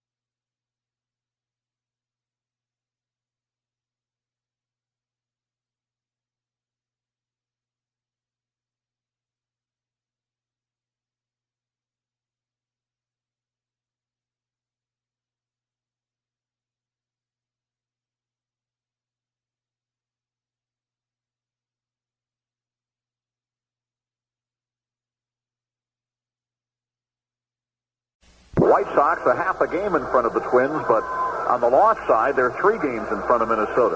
White Sox have lost 44, and the Twins have lost 47. Right-hander ready, the 2-1 pitch. Here's a swing and a fly ball to center field. Ruppert Jones is there. Waits and takes it, and there are 2 down. So Orta has been blanked tonight by the right-hander. Garr, a left-handed hitter, has been blanked by the right-hander. Gamble, a left-handed hitter, has been blanked by the right-hander. Stillman, a left-handed hitter, has been blanked by the right-hander. All of the hits, the 4 of them, an infield single and 2 straight-up singles, and a 2-run homer by Lamar Johnson, all right-handed hitters. Lamar batting now, a 2-run homer, and he is grounded out to short. When he grounded out to short, Jimmy, he got a ball up high that he wanted, but he just pounded it right into the dirt. Here's the pitch. And it's a strike with a breaking ball in the inside part of the plate. 3-3, all tied up. Could well be a 3-1 ball game, but a physical error and throwing to the plate, allowing a runner to go to second. Giving Seattle 2 runs. Lamar just fouls it off, and he's in the hole 0-2. Outfield plays in deep and around to the left.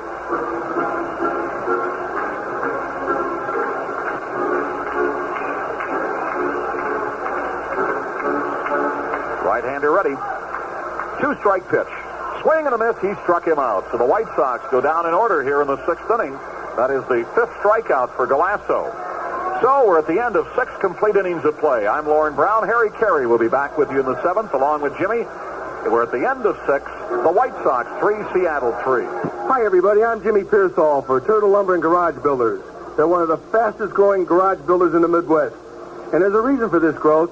They build quality garages for reasonable prices. Turtle garages are professionally designed and built with only the best materials, finest craftsmen, and thorough attention to detail. And unlike other garage builders, the Turtle will come to your home at no charge to give you a free estimate on personally designed, custom-built garages. Call them at 546-6500 for free estimate, or stop by one of their 5 locations and see full-size models on display. Call 546-6500 for your nearest location or free estimate. They're in the yellow pages on the garage builders. Turtle Lumber and Garage Builders, a trusted name in quality garages. So call 546-6500. That's 546-6500. Harry with Jimmy Pearsall and Lauren Brown as we go into the top of the 7th inning. What a ball game now. Tied up 3-3. The White Sox are ahead. 2-0 in the first on Lamar Johnson's homer with a man on. Seattle got a run without a hit in the second. White Sox made it 3-1 in the 5th. And now Seattle has tied it up. So we go into the top of the 7th inning. Here's Bob Stinson, the catcher. Switch hitter batting left-handed. He's 1 out of 2 so far today. 3-3 tie. Seattle fresh from just winning 2 out of 3 from the Yankees. And nobody's pushover. Here's a pitch. Stinson had a cut and he missed. 1 strike and nothing. Bobby Mercer has hit 2 homers. But the Pirates lead the Cubs 3-2. 1 strike and nothing. Now the sign given. 3-3 tie. Here's the pitch. And it's high. The Vaughn family from Wheaton celebrating Jeff's 7th birthday. A ball and a strike. Now the delivery swung and he fouled it back. Strike 2. 2 strikes in the ball.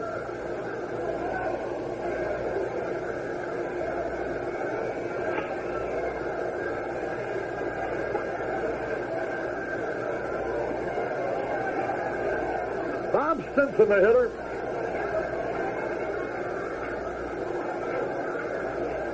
Now the sign, the pitch, here it is. Foul ball back. Hey, a fan makes a great catch.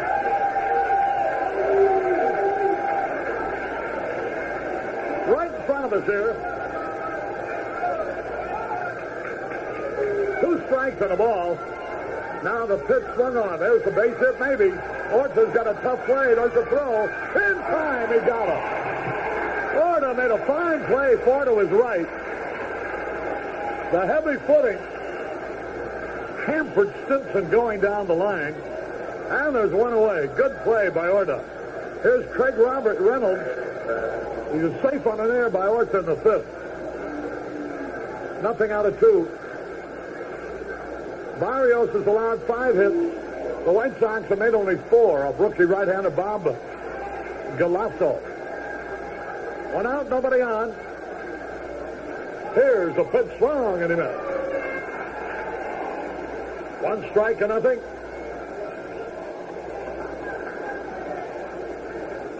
3-3 tie. We're in the 7th. The pitch, he was going to bunt. The curveball's in there for a strike call. 2 strikes and nothing.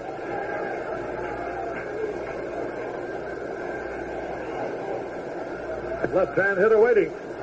Craig Reynolds used to be with the Pirates. The pitch, high outside. Gonzalez just hit a home run for Pittsburgh. I'm looking over here on his television set. They're leading now 4-2 over the Cubs. 1 man out. You're looking at John Allen's television set. Take a curveball. Oh. 2 men are out. 2 men up, 2 men down. And here's Julio Cruz. He's nothing out of 3 so far. Harry Hall and Jim Perman are here.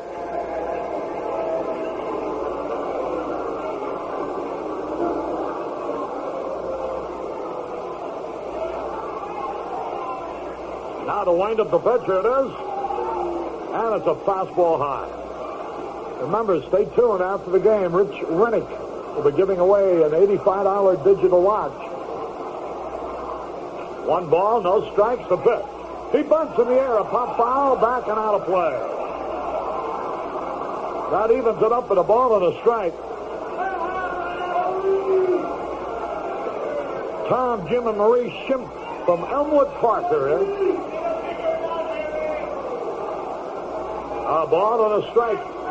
The score tied 3-3. Now the signal given. Left-hand hitter Julio Cruz is a switch hitter. Batting .311. There's the pitch curve low.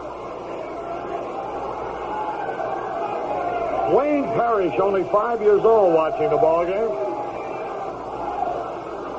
Now the delivery. There's a good fastball. And that evens the count. 2 balls, 2 strikes. 2 men are out. We're in the 7th. The pitch. Fastball outside.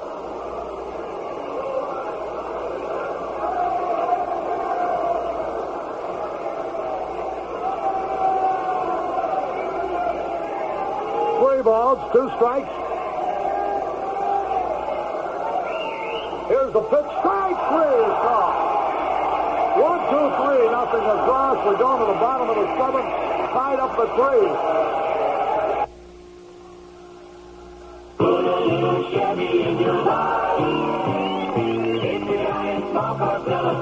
Your Chevy dealer is really anxious to give you a good buy on a small Chevrolet now during Chevrolet's giant small car sell-a-thon. Get a Chevy, get a car you're gonna like. It's a giant small car sell-a-thon. Chevy Chevette got the highest EPA gas mileage rating of any car built in America. Chevette, with its available 1.6-liter engine and standard transmission, is EPA rated at 43 miles a gallon highway, 31 cities. That's an estimate, and your mileage will vary. But 43 highway, 31 cities. That's terrific. Put a little Chevy in your life. It's a giant small car sell-a-thon. Chevy Monza is rated at 33 miles a gallon highway, 24 cities, with standard 4-cylinder engine and manual transmission. So get a Chevy, get a car you're gonna like. Right now, America, at your Chevrolet dealer. It's a giant small car sell-a-thon. You'll love it.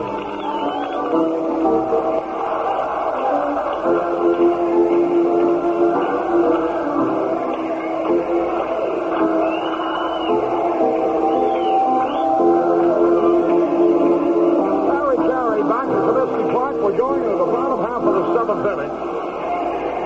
White Sox are tied up 3-3. Ed Banta of Illinois State Lottery sitting right below us here. Nancy Faust entertaining the crowd. And now we meet fan place will be the hitter.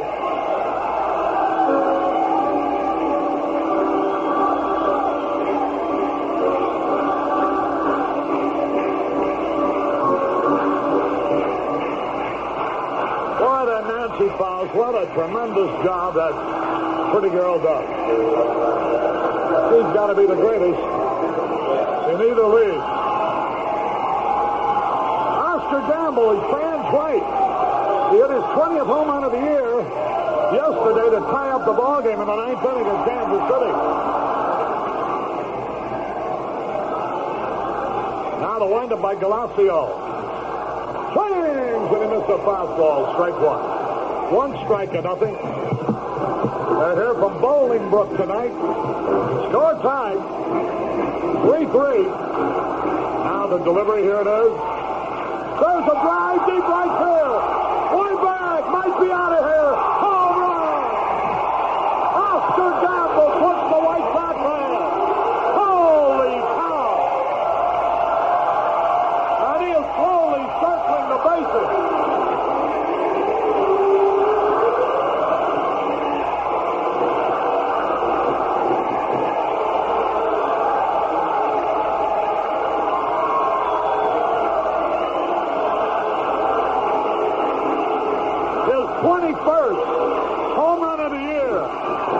Only one away from the team lead, and he plays just half the time. He really creamed it. A line drive into the lower deck. The crowd is still, now he tips his cap. That slows up the game a little bit. Sorry about that. But our fans want to show him how much they appreciate that home run. Here's Stillman now. Fly ball on the first pitch, right, straightaway center, easy out. One gone, Ruppert Jones took care of that. Harry, it looked like Gamble waited on a breaking ball that time and ripped one. So he usually hits that fastball, but that time he really waited on a breaking ball. That's Gamble's 21st home run, his new career high. You know, Richie Ziff has hit 22. That's the most he ever hit in any one season. Gamble is really remarkable because he doesn't play all the time. Listen to our fight song. Da-da, hey, hey, goodbye. Da-da-da, na-na-na-na, hey, hey, goodbye. Here's a pitch. Lemon swings a high pop foul. Over to the stands, out of play. Hey, look out. The first baseman, Dan Meyer, wound up in the dugout on the fly, but his teammates caught him to prevent any possible injury. 2 strikes on Lemon. The White Sox have had only 5 hits. A home run by Gamble. Oscar tied it up in the 9th inning yesterday. He put us ahead in the 7th inning today. He's hitting them when they count.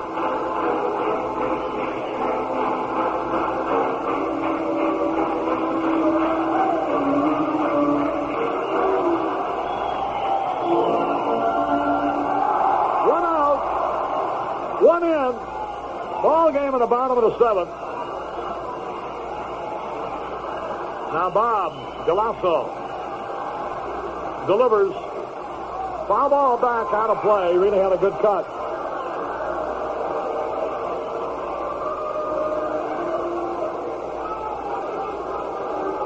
Jerry and Dan Murray of Naperville. Enjoying the game. There's a couple, Al and Kathy Darby, celebrating their first year of marriage here at the ballpark. Now the pitch. Hey, struck him out. Boy, this kid has pitched a tough ball game. 4-3 in favor of the White Sox. We gave him 1 run without a hit. Threw to the wrong base twice to give him another run. But still lead 4-3. There's Eric Soderholm. He's nothing out of 2. Eric rapidly becoming A popular favorite here with these fans. The gentleman over there in the Mary Frances deck, where she usually sits, as the pitch popped up, is Jim Key, a doctor who operated. Hey, the foul ball dropped. And Soderholm will have another life. Stinson misjudged the ball, and there'll be no error charge, no play. Dr. Key, I believe it is, from Dallas, Texas, who operated on Eric Soderholm's knee, watching him perform here tonight. 2 men are out. Gamble hit a homer to give the White Sox the lead.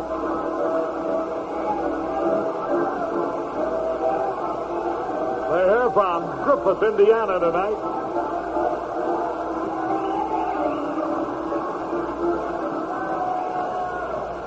Rick Pershin with a group of caddies, all enjoying ice-cold strolls. They're from the Park Ridge Country Club. Now the pitch, Soderholm swings. Long fly ball to center field's going to be caught. Ruppert Jones way back, and he has 1 run, 1 hit, no errors, nobody left. At the end of 7, the White Sox 4, Seattle 3. Where do people look when they're looking to buy a thing?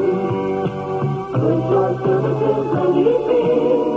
The Yellow Pages. It means business. It's where all the shoppers go. Just put on out there and you'll know. The Yellow Pages. It means business. Where do people look when they're looking to buy a car? Or their dinner or see a star? The Yellow Pages. It means business. It's where all the shoppers go. Just put on out there and you'll know. The Yellow Pages. It means business. It means business. Harry with Lorne Brown and Jimmy Pearsall got a hold of them. It's 4-3 in favor of the White Sox as we go into the top of the 8th. A home run by Oscar Gamble is now the difference. Leading it off will be Juan Bernhardt. He singled and scored in the 6th. He's 1 out of 3.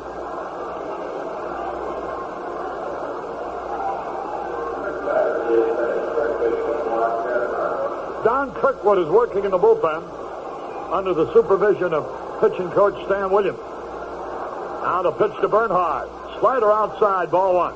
You know, Harry Reitz is having a whale of a year, that third baseman for St. Louis. He just hit a home run in the 9th, his 13th with 2 on. Put him out in front 3-1 going in the bottom of the 9th.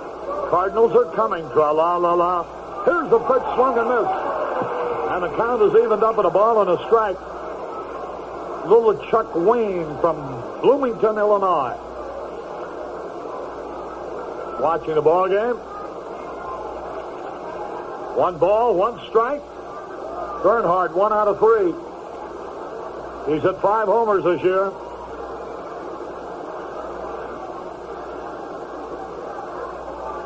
Now the wind, the pitch. A little tap right back to the mound. Take your time now, attaboy. Easy out.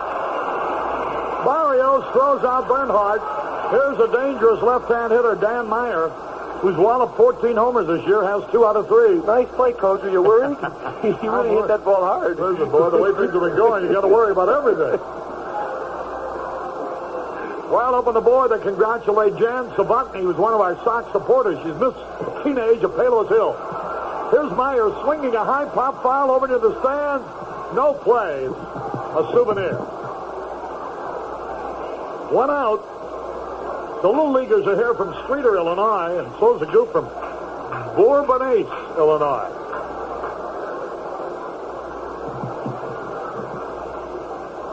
One strike to nothing. Now the wind, the pitch. High pop fly, that'll be easy. Bannister calling for the ball, back on the wet grass. Makes the catch. 2 up, 2 down. Two-handed. Things have been getting tough. We're going to go to play the game right now. 2 men are out. California at Kansas City, the second game is just starting. California won the first game 6-4. Texas is winning a doubleheader 5-2 in the first game over Oakland. They lead 1-0 in the fourth of the second game.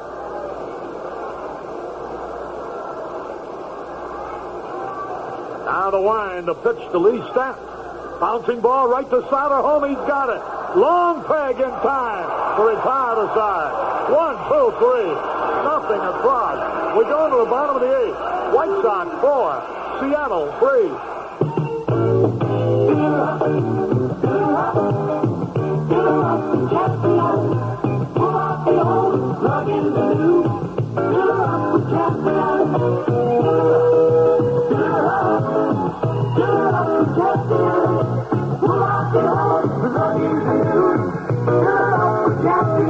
Are you the kind of guy who spends more time getting your power mower started than you do getting your lawn cut? Well, here's a tip for you then.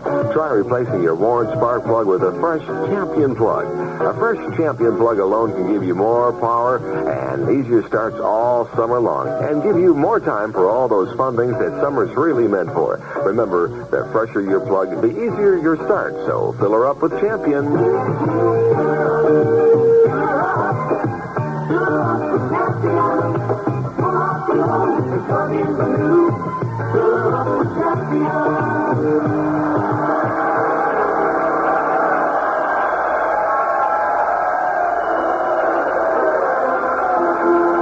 Harry just toasted his pans with some milk.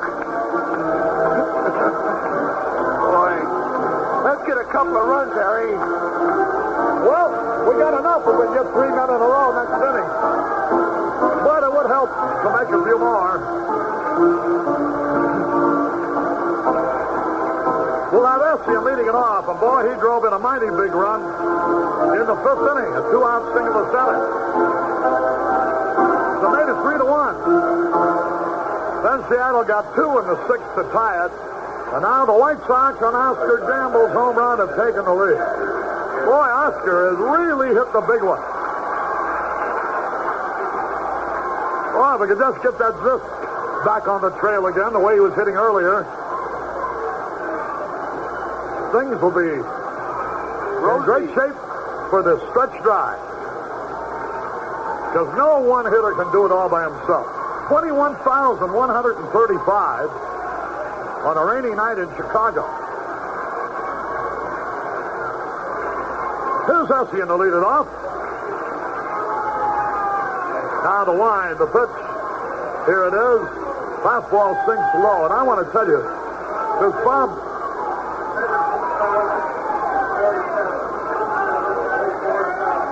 There's the pitch inside, ball 2. 17,047 paid. Better than 4,000 straight-A students.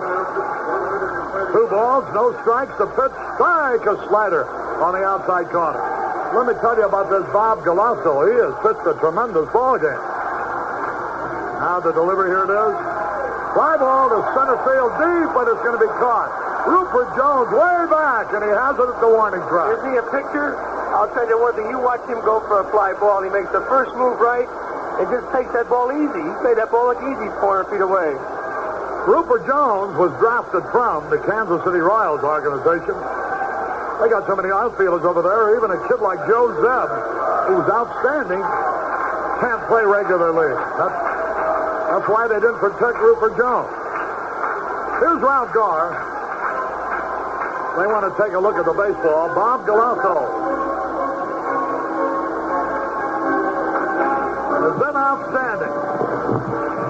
Gar's been an easy out 3 times in a row. And Ralph got a little trouble in the field. Now the windup by Big Bob Galasso. Swung on, a long drive, deep left center field, way back is Ruppert Jones on the run. I don't know if anybody can get it. It bounces around. It's going to be a ground rule double. Garr has made third base, but a fan had touched the ball, I think. They may force him to go back, and Bob Lemon comes out now to appeal on the judgment of the plate umpire that Garr had already rounded second when the fan touched the ball. But I don't believe it will be allowed Garr will have to go back with a ground rule double. So instead of being a third with one out, that's one time that the hometown fans hurt the White Sox. You know, Harry, you remember the ball that Gamble hit to right early in the year, and it bounced up and a fan touched it. They said he couldn't have made second, so they didn't give it to him. Now, you and I both know that Garr would have made third easy. Why don't these umpires uniform their decisions? Yeah. Well, because they're different human beings. I guess that's it. Listen to the crowd. Na, na, na, na. Na, na, na, na. Hey, hey. Goodbye. La, da, la, da, da, da. Hey, hey. Goodbye. You know, I just had, Chuck Shriver, the Aaron Cushman and Associates, the PR firm that handles the White Sox, sent a set of lyrics. And the original recording of Na Na, Hey Hey, Kiss 'Em Goodbye, which has suddenly become the theme song for the White Sox. Nancy Faust says that she's been playing the song for 8 years.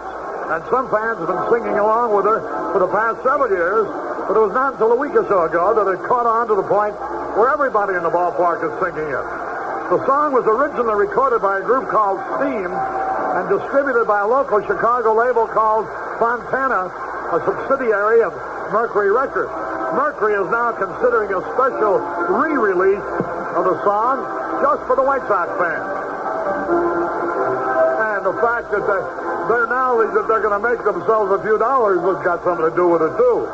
That's right, Harry. I haven't talked to those people all year. All of a sudden now, they're telling us all about it. We got a new pitcher in here now.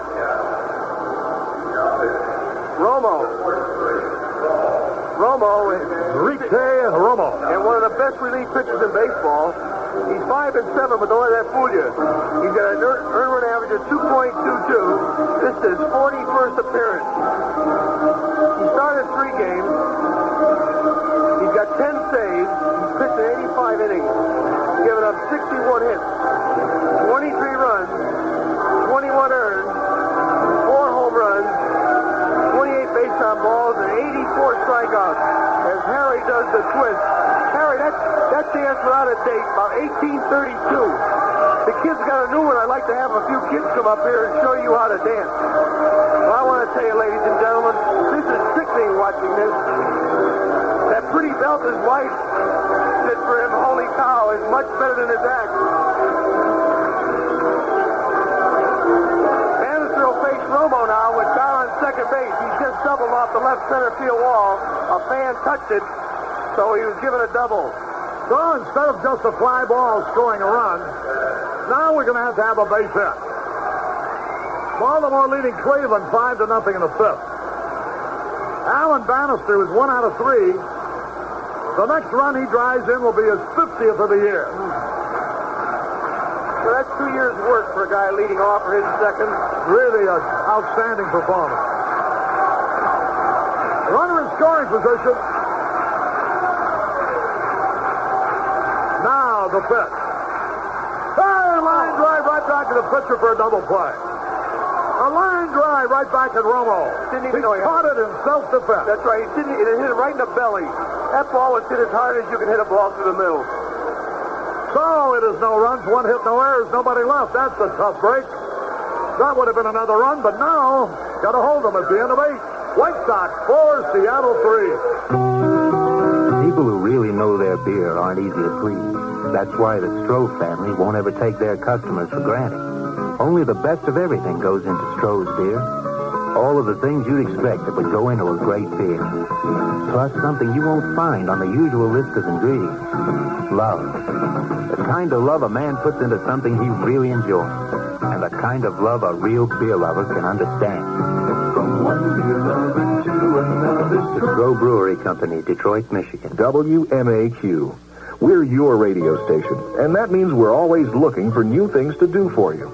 That's the reason we ask you to call us at 591-4000 and tell us what you want. That's also the reason we bring you the big singers live in concert. It's also why we give away big money and prizes, including color TVs, cars, and stereos. We share the money with you. And, of course, we play the music you ask for. And we've got more new things on the way. We're here for you. Your radio station, WMAQ. Harry Carey, Leroy Brown and Jimmy Pearsall, we're going into the top of the ninth. White Sox are leading 4-3. They have Ruppert Jones to lead it off. He's had 20 homers this year. Carlos Lopez and Steve Braun coming up in that order. We've got action in the bullpen. McGraw, it looks like. And the new left-hander is Ed Hamilton. That's Randy Wild. Randy Wild. So here's Ruppert Jones. Boy, this is a big man to start the inning. To wind up the pitch, here it is. High, ball one.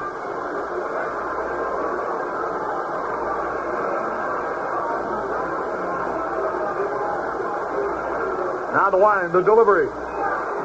Swings, a little tough roller. Soderholm, nice pick up the throw. Beautifully done. Ruppert Jones hit that one off the end of the bat. It had a lot of reverse spin on the wet grass. And boy, Soderholm came up with a much tougher play than it appeared. I can't handle that, Harry, because I can't see that far. Boy, that was a good play. It was a super play. On a wet field like this, to scoop the ball up the way he did with all that reverse spin, it was hit right off the end of the bat like a cue stick. If Barrios can keep the ball down now and keep the ball on the ground, he's got himself a chance to win this one easy.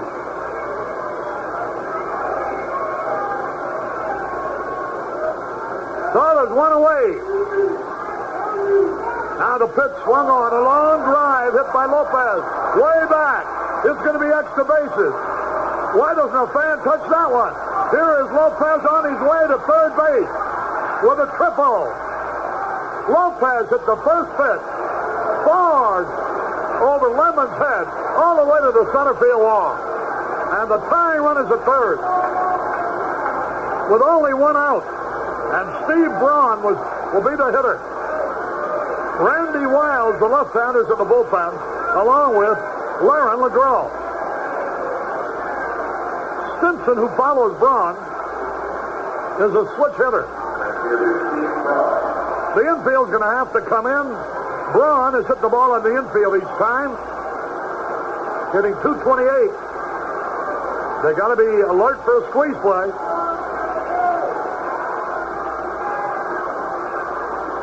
Now the sign. Here's the pitch to Braun, and it's a fastball wide, ball one. One ball, no strike. Carlos Lopez at the very first pitch, a mile. There's a strike over the outside corner at the knees. One ball, one strike.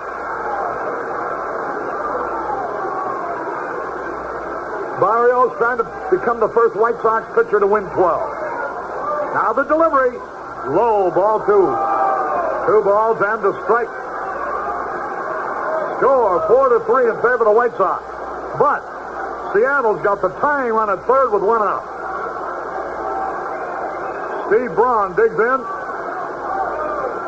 Lopez, the runner at third. Here's the pitch.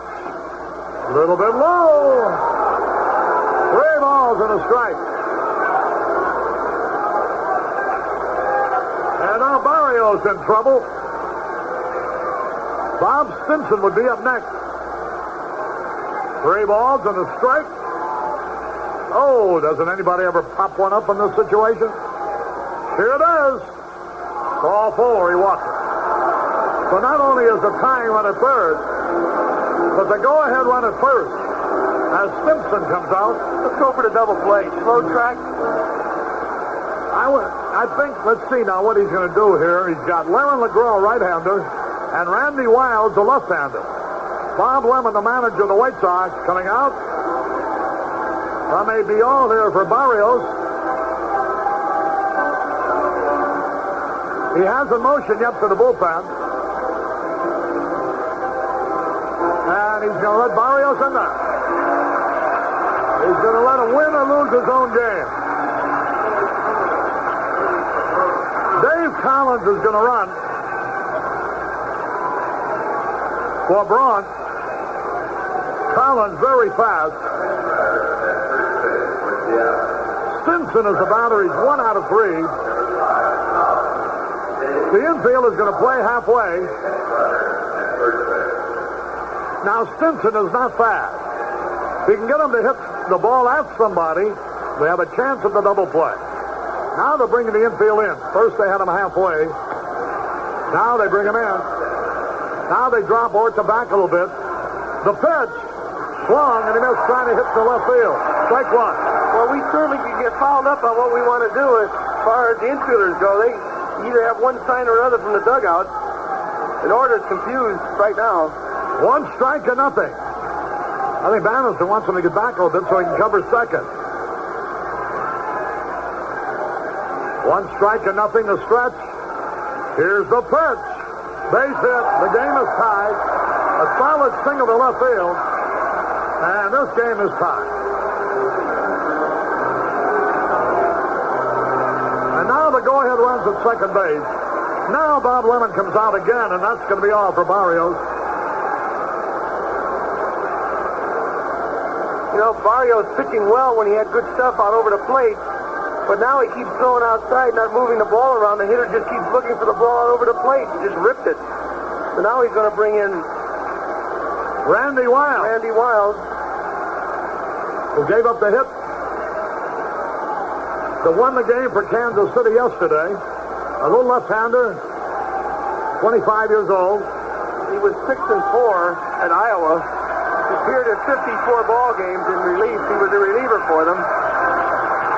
Struck out 85. They feel that he's got a good sinker. And with the added left-hander we've needed, we've only had one left-hander in that bullpen. And he's going to come in here now in the top of the 9th inning with 1 run in and the score all tie at 4 apiece. And he's going to face Reynolds, I believe, or maybe a pinch hitter. Reynolds is a switch hitter, isn't he, Harry? Yeah. The third base coach comes down the line.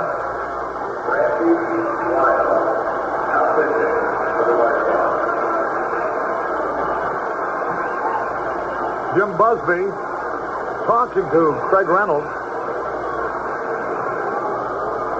California won that first game from Kansas City 6-4. And in the second game, there's no just score. getting underway. Yeah. Texas defeated Oakland 5-2. They lead that second game going into the 6-3-0. Medich against Moretz. Baltimore leads Cleveland 5-0 in the 5th. Detroit leads Milwaukee 6-1 in the 8th.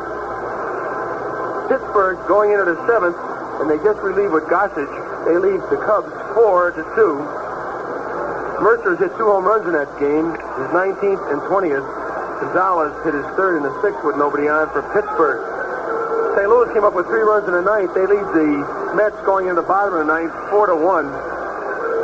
Home runs in that game, Stearns and Henderson for New York. Reed hit one in the 13th and the 9th with 2 on. San Diego got 5 runs in the 7th to tie up Montreal. It's 5-5 in the bottom of the 8th. And Cincinnati is getting beat by Los Angeles 4-0 in the 8th. Bill Stein is going to pinch hit for Craig Reynolds. He's hitting .263. He used to be with the White Sox. 13 homers, 55 runs batted in. Randy Wild's first pitch to the right-hand batter is a fastball. Breaks away from him. 1 ball, no strike. Runners at first and second. The score tied. Boy, that line drive that landed in Enrique Romo's glove. There's a high pop fly. Bannister calling for the ball. And he makes the catch. Stein batting for Reynolds. Pops out. There's 2 gone. And that brings up Julio Cruz.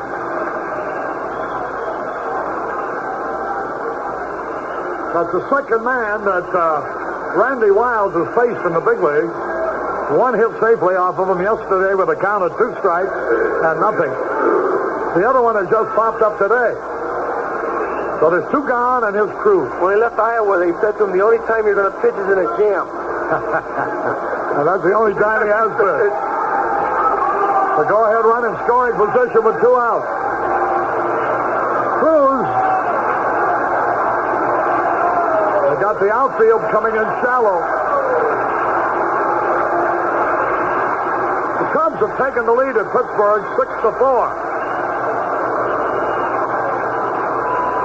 Now the stretch. Here's the pitch on the way. High fly ball ought to be caught. Stillman in right field. He has it to retire the side. Cruz flies out. So young Randy Wiles did his job. 1 run scored, though. 2 hits. No errors, 2 left. We're all tied up as we go into the bottom of the 9th at 4. Now True Value Hardware stores offer batteries that will really live up to their reputation. Rayovac heavy-duty supercells will give you twice the life of the standard batteries. In radios, tape recorders, flashlights, kids' toys, and games. And Rayovac heavy-duty supercell batteries from True Value Hardware stores are backed by Rayovac's own guarantee. If their heavy-duty supercells should leak and damage any device which they're used in, Rayovac will repair or replace that device absolutely free of charge.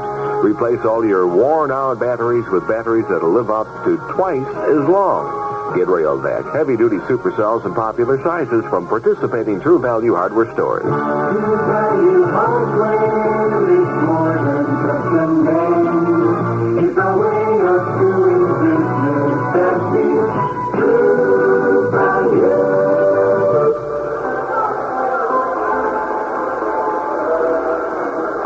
Wow, it's hot here. Carry back to Comiskey Park. We're going into the bottom of the 9th, tied up 4-4. A run wins it now. Get well wishes to William Arnold. Christy, Russell, Joanne, Tom, Kathy, Gary, all from Calumet City are here. Tony Ballet and Rick Verbensick celebrating their birthdays with ice-cold strolls. Now playing shortstop.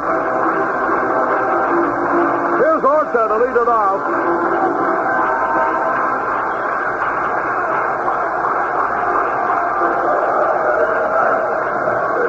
Enrique Romo faced 1 man and got a double play to end the 8th. That's when Bannister in the line drive. Right back at him. And Garr was easily doubled off second. Cost the White Sox a run. Here's Orta to lead it off now. Romo delivers. Strike over the outside corner. George didn't like that one at all. 1 strike and nothing. Enrique Romo is the younger brother of Vicente, who used to be with the White Sox. Romo right now, after getting hit with that shot off a Bannister, is really shaking on that last pitch. He was ready. Now the pitch. High and outside. Romo had a fine year. One of the best relief pitchers in the business. His earned run average is 2.22. Only 4 home runs have been hit off him in 85 innings. 1 ball, 1 strike. Now the delivery. Curve inside, ball 2. He's had a record of 5 victories and 10 saves. We need him on the base any way we can right now. Get on there. Lamar Johnson would be next. 2 balls and a strike.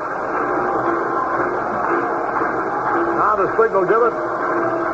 Here's the wind up the pitch. High, lazy fly ball, easy out. Run in left field is there. 1 gone. Here's Lamar Johnson. And then there will be Oscar Gamble. Boy, oh boy, if it hadn't been for Gamble, we'd be trailing 4-3. Facing another defeat. But Gamble homered in the 7th to give the White Sox a 4-3 lead, only to have Seattle come back and tie it. Lamar Johnson hit a homer with a man on in the 1st. Now the pitch. Curve over the outside corner, strike call. This guy's tough. Yeah, Lamar tries to pull him and hit that nice little slow ground ball somewhere. A big hole in right center. Come on, Lamar. Romo now is 30 years old. Done most of his pitching in Mexico. Here's the pitch. Outside and high. So it's even up in the ball on the strike. He was with the Mexico Reds last year when he'd won 20 and lost 4. 30-year-old right-hander, stockily built. A ball and a strike. Now the pitch to Lamar Johnson. Here it is. Low ball 2. Got a good sinking fastball, a good screwball, a good curveball, and fine control. And he goes to church on Sunday. Not always. 2 balls and a strike. Right hand hit a Whitty. The pitch. Long, and he missed, trying to pull one out of here. 2 balls, 2 strikes. Right-handers are meat for him. Oscar Gamble would be next.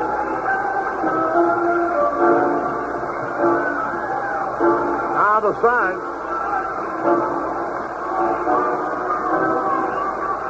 Now he's ready for the pitch. A triple by Lopez led to their tying run. Bouncing ball foul. And then veteran catcher Bob Stinson lined a single to left to tie up the ball game. Young Randy Weil had to come in and get out of trouble. Barrios cannot figure in the decision. 2 balls, 2 strikes. Oscar Gamble will be next. 21,135 here on a rainy night. Now Romo is set. The 2-2 pitch. Here it is. Held up, ball 3 high. 3 balls. Could be. Sox win! Sox win! Sox win! Lamar Johnson hit one into the lower deck, and the White Sox have beaten Seattle 5-4. Holy cow! He hit a breaking ball. Yes, inside. He hung it inside, Harry. They're all waiting for him. Boy, do we need that. And the White Sox have beaten the Seattle Mariners. Listen to this crowd.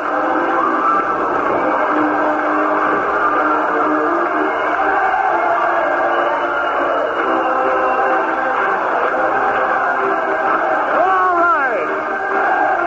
Listen to him sing.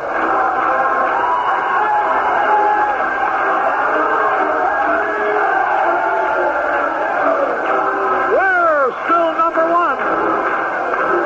The White Sox assured themselves of staying in first place behind the home run bat from Lamar Johnson and Oscar Gamble.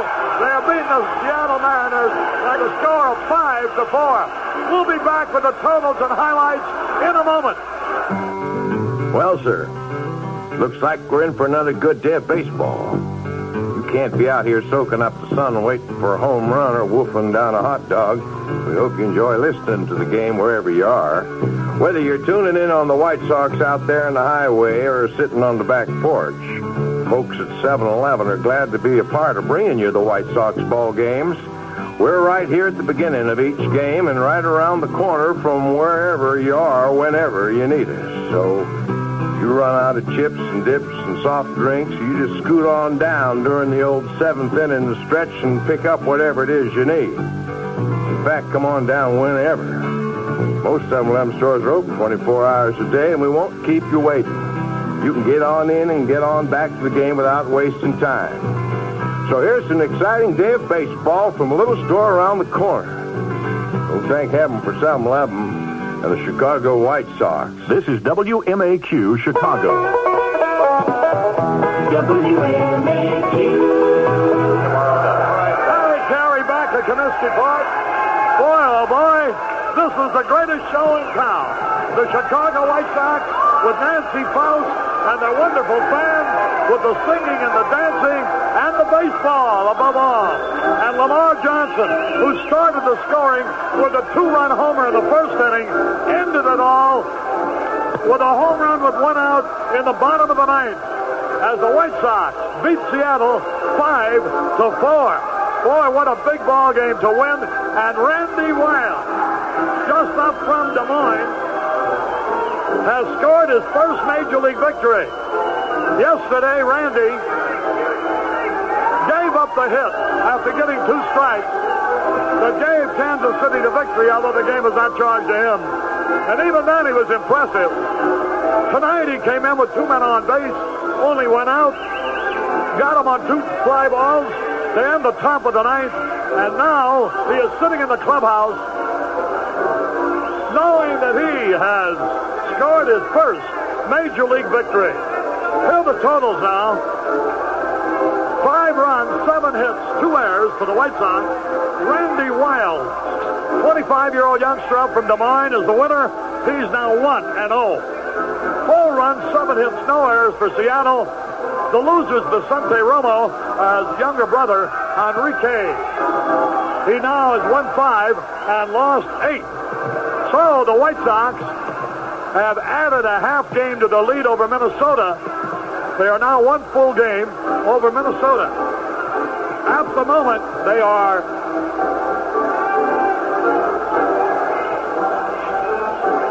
they got to be 2.5 games ahead of Kansas City. Oh, no, Harry, that's right, 2.5. You're right. Because we won, they lost. We don't know the outcome of the second game, but California beat Kansas City 6-4 in the first game, so the White Sox are 3.5 games ahead of Kansas City and still 3 games ahead of Texas. Well, this is a real thriller. Lamar Johnson and Oscar Gamble shared the laurels here. Let's don't overlook the fine pitching job by the starter, Francisco Barrios, who did not get credit for the victory, but certainly pitched a fine ball game. These same 2 teams will be at it tomorrow night. We'll be with you both radio and on television, Channel 44, starting at 7:15. Hope you enjoyed the broadcast. Harry Carey now from Comiskey Park, repeating the final score. The White Sox back onto their winning ways. Boy, home sweet home is certainly the title of this story. The White Sox back here at home played the same way they did earlier this year and used their home run punch to beat the Seattle Mariners by the score of 5-4. 7:15 broadcast time, both on WMAQ and Channel 44 tomorrow night. So long, everybody. Now to wrap it up, here's Lauren and Jimmy.